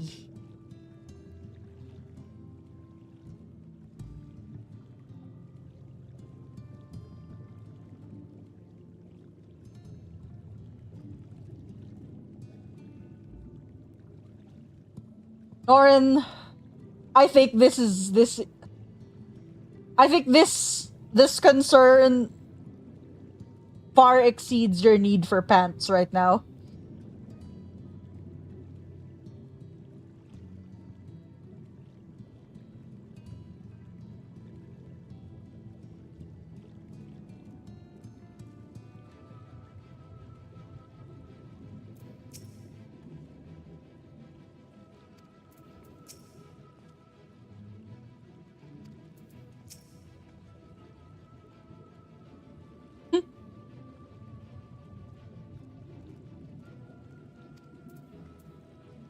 Oh, Leo, you should have brought your daughter tea and tarts too. Oh, bad dad. Bad dad.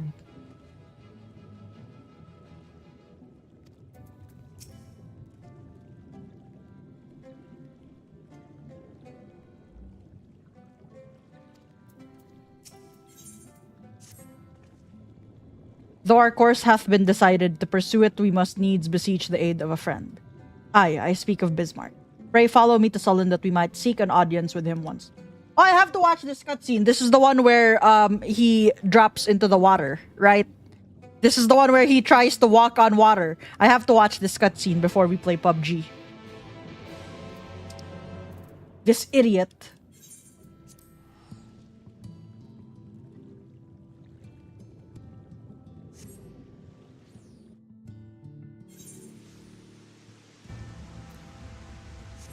And perfect, because this is the quest before Another, right? This is the quest before the quest of Another.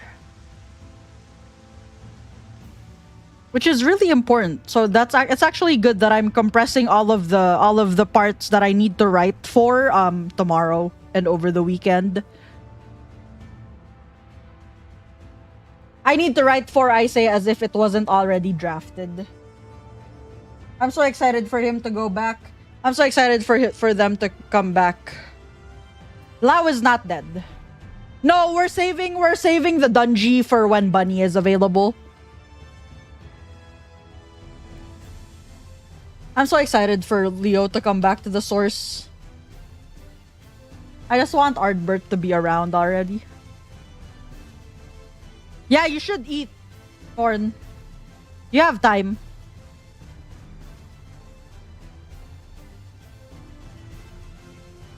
Yeah. We have time. Urianger, you fucking bozo.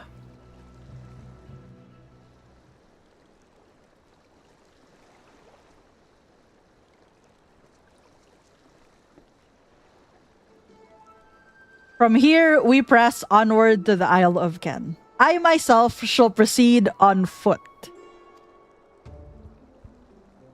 You've perfected your technique, then. Just so. The water will be as glass beneath my feet, and provideth purchase fragile yet true. Watch closely. Oh, we're watching closely, alright. Oh, I certainly shall. Forgive me, but would it not be easier to perfect your swimming technique? Aye, it would be a pity if you drowned. Truly. They're so unserious, chat. Oh, hush. I'm sure it'll be brilliant.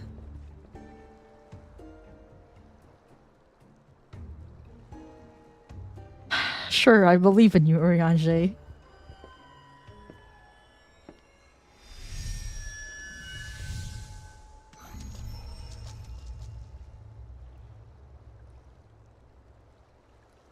He's done it! Incredible.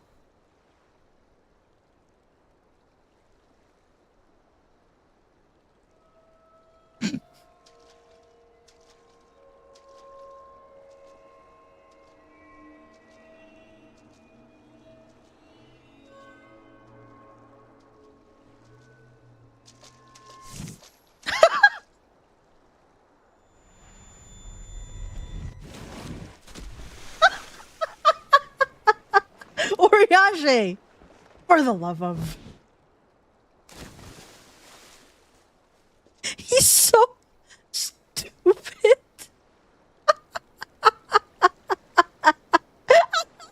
And there he goes, alright. Mine apologies. The technique requireth the purest of focus, and mine 'twas lacking. To perfect this magic, I went so far as to deal with the Fuath, and with their aid, mine efforts finally met with success, albeit on a single occasion.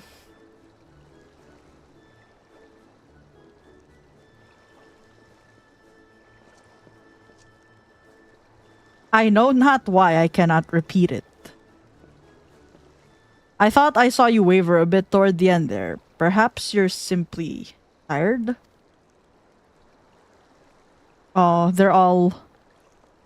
Tancred. Oh, yeah, that's why Stola passes... Fuck! Leo, you're gonna get so mad again! It's nothing to worry about. Only a dizzy spell, though it may not be wise to go for another swim just now.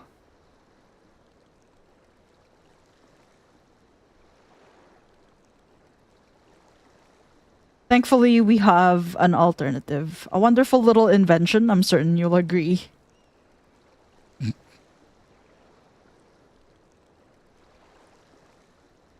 Yeah, I don't know what are we trying to do here, guys? Literally.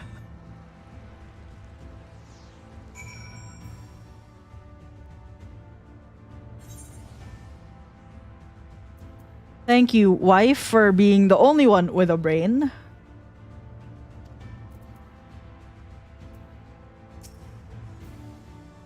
A crazy invention called, wait for it, a boat. That's exactly the bullshit that they are tired of. Jesus Christ. Their own bullshit. Yeah, Alfie. Oh, that's why she makes the old men joke. Before you make some quip about age catching up with me, you'd be out of breath too if you had to drag Urianger out of sea without so much as a warm-up. Alright, fine. Fine. Fine. Fine.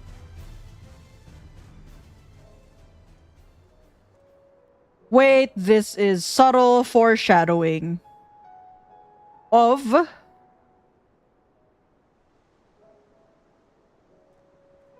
Yeah, exactly. Norn, is it foreshadowing to you?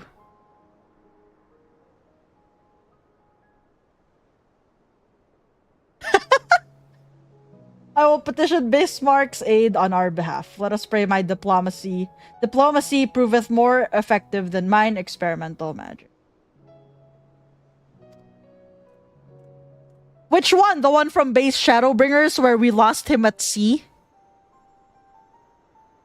We literally just did it.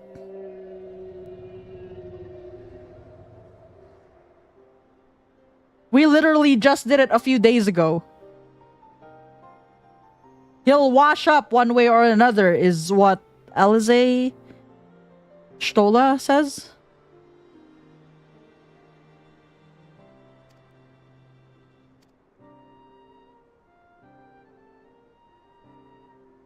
It can't be foreshadowing if it already happened, Norin.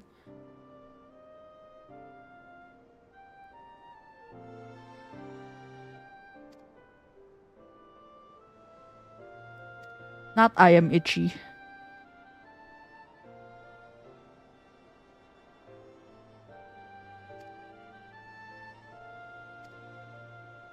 Not the I am itchy.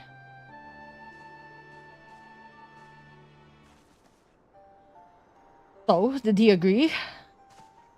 Aye, though I agreed to a favor in kind. Regrettably, 'tis not one I possess the power to grant. Bismarck hath asked us to cleanse his underbelly of barnacles. Alas, one must needs dive beneath the surface to do so. Even if I could master the power to walk upon it, it would avail me not. Yeah, we'll do it. Oh, for heaven's sake, is that all? Leodare and I are more than capable of that. With the Cogent's blessing, we'll have done it within moments. And better that than standing here and listening to this nonsense. I'll take the right, you the left. Now go. Okay. Stola, that's your daughter. I am in your debt. It's fine. She's growing up. That's her daughter. It's a minor miracle that we accomplish anything at all, wouldn't you say?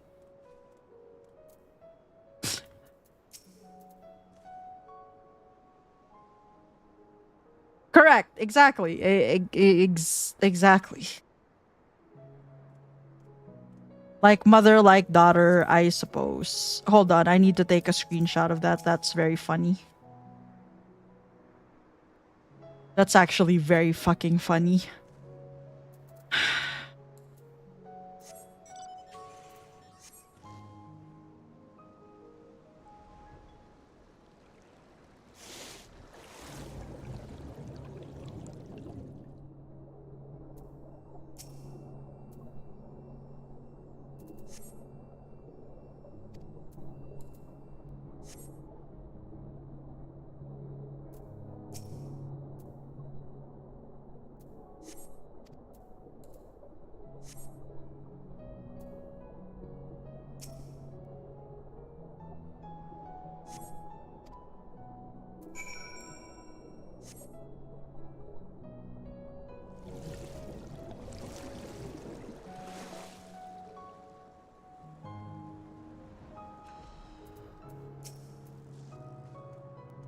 Thine efforts are most sincerely appreciated. I will inform Bismarck that we may depart without delay.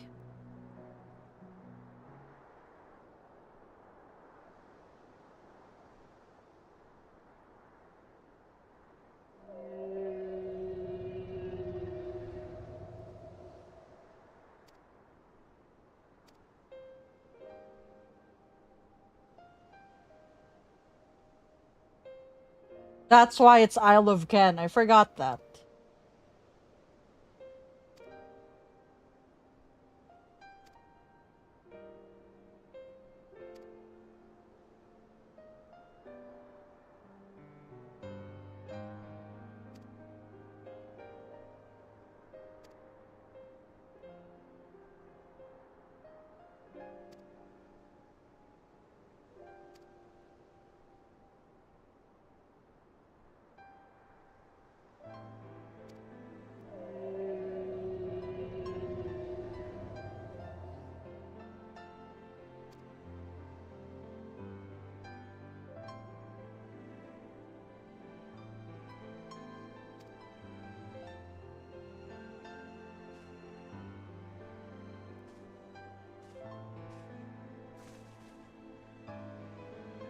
So this island was named for a man.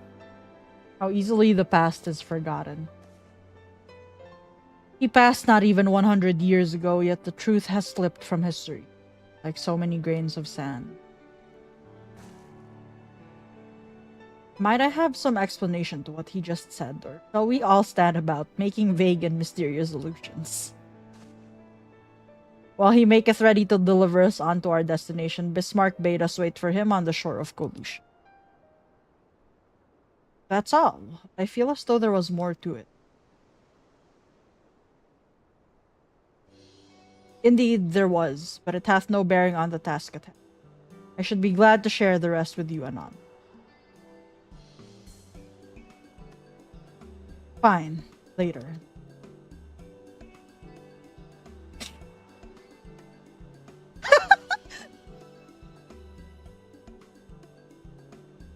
If Bismarck requires time to prepare, might I suggest a short respite for Urianger and Thancred in particular? I require no such thing. I am the picture of perfect health. Mine was but a momentary lapse in concentration. Worry not on my account. You mustn't push yourself so. Please rest. For me?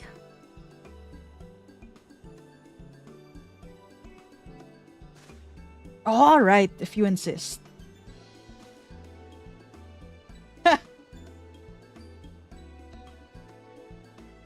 Okay. You too, Leodare. You've been running yourself ragged. What does she say? Just go quietly, Leodare. Trust me.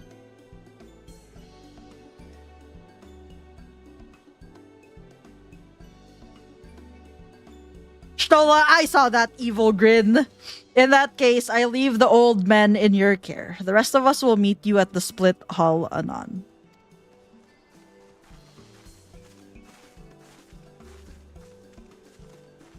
Word of advice, never let it show. When she realizes she struck a nerve, she remembers. By the gods, she remembers.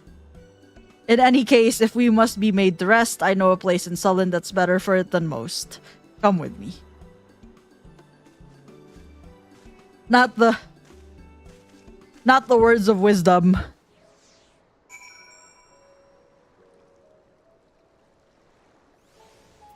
Now that you're dating her, you better be careful.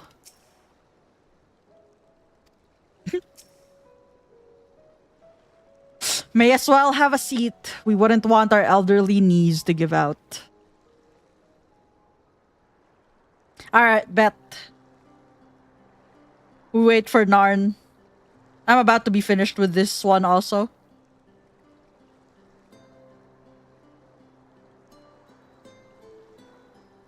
To hear her speak, you'd think I'm on my deathbed. By the 12, I wish that girl wouldn't worry so much.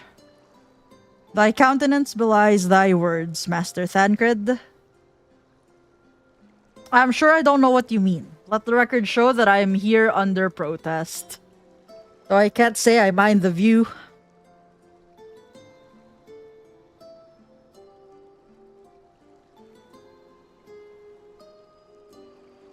And if the abundance of anglers is any indication, even an amateur might land an impressive catch.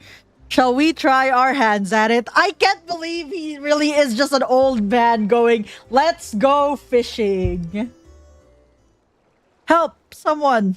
Quickly! What was that? That was not my dog. It's Nightshade. We was attacked on the road from the Crystarium. Barely escaped with me life.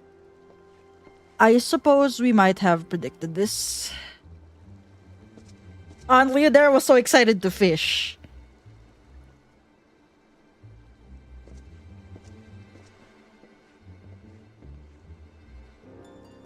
You mean you'll help? For free? Thank you. If I recall correctly, Nightshade is a local band of outlaws. I doubt they'll trouble us overmuch. No more than they already have by interrupting our relaxation at any rate.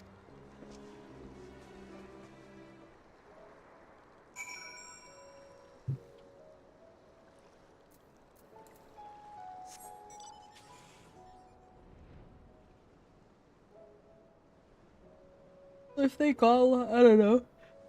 Because I might be asleep if they deliver in the afternoon. Unless you can get it. Oh no, they might require me because it's a big purchase. Never mind.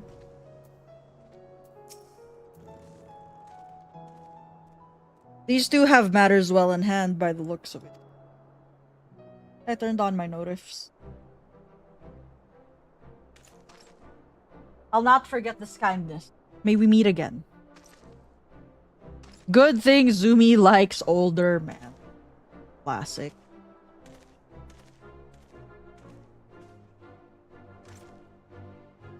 Is that you, sir? Don't tell me we just deprived that poor fellow the honor of being rescued by the Warrior of Darkness. We had no idea you were in the area. Fancy us meeting again so soon, eh? Why, I believe I even recognize your companion.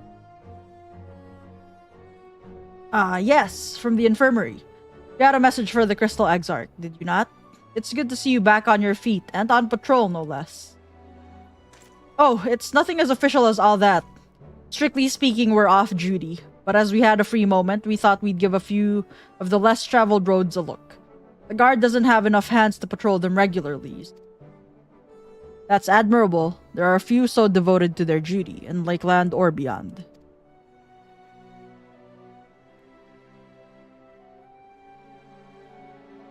Well, we've been talking about it for a while, and neither of us is satisfied with just seeing out our service. It feels like we could be doing more, like we should be doing more. It's all about having the will to help your fellow man and the resolve to see it through. I remember you, the excitable one.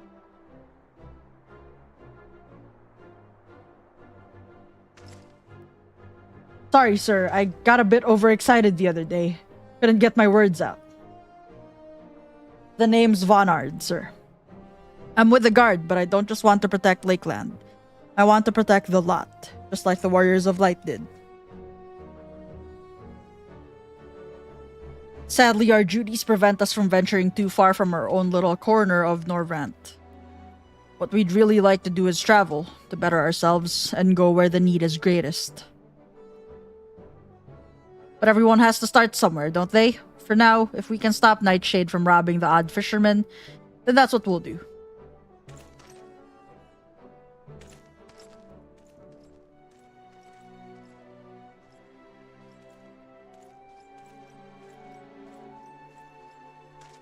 Well, well. Future heroes of the first, do you think?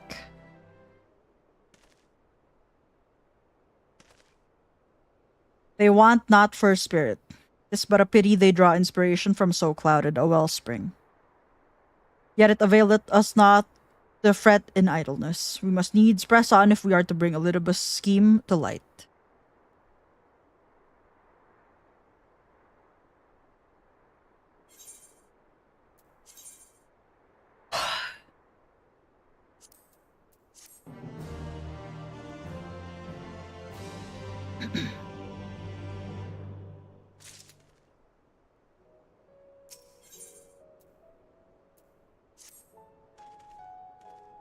Though our respite was cut short, I dare say we are all eager to avail ourselves of such knowledge as the ruins may hold. Aye, and I doubt further contemplation of Elidibus's machinations will be conducive to relaxation. We may as well make for the split hall now.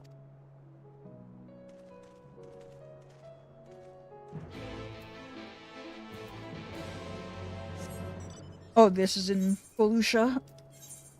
Okay. I think I'm ready.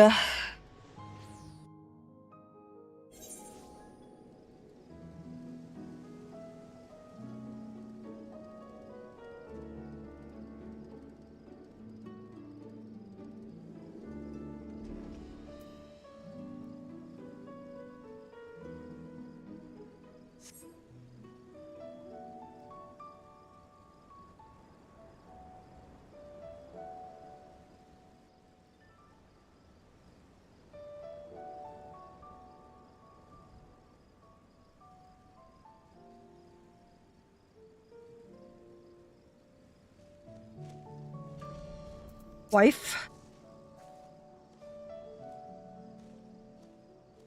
That's fair.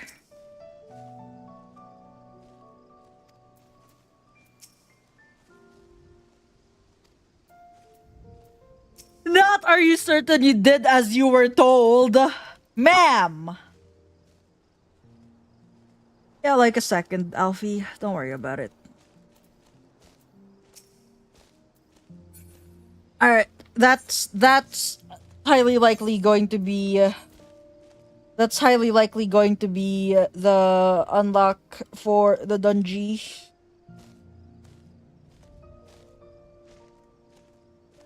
It's 2 more quests. So it's the dungeon and then 1 more quest and then it's point 3, which I'm very excited about. I'm very excited to get to that tomorrow.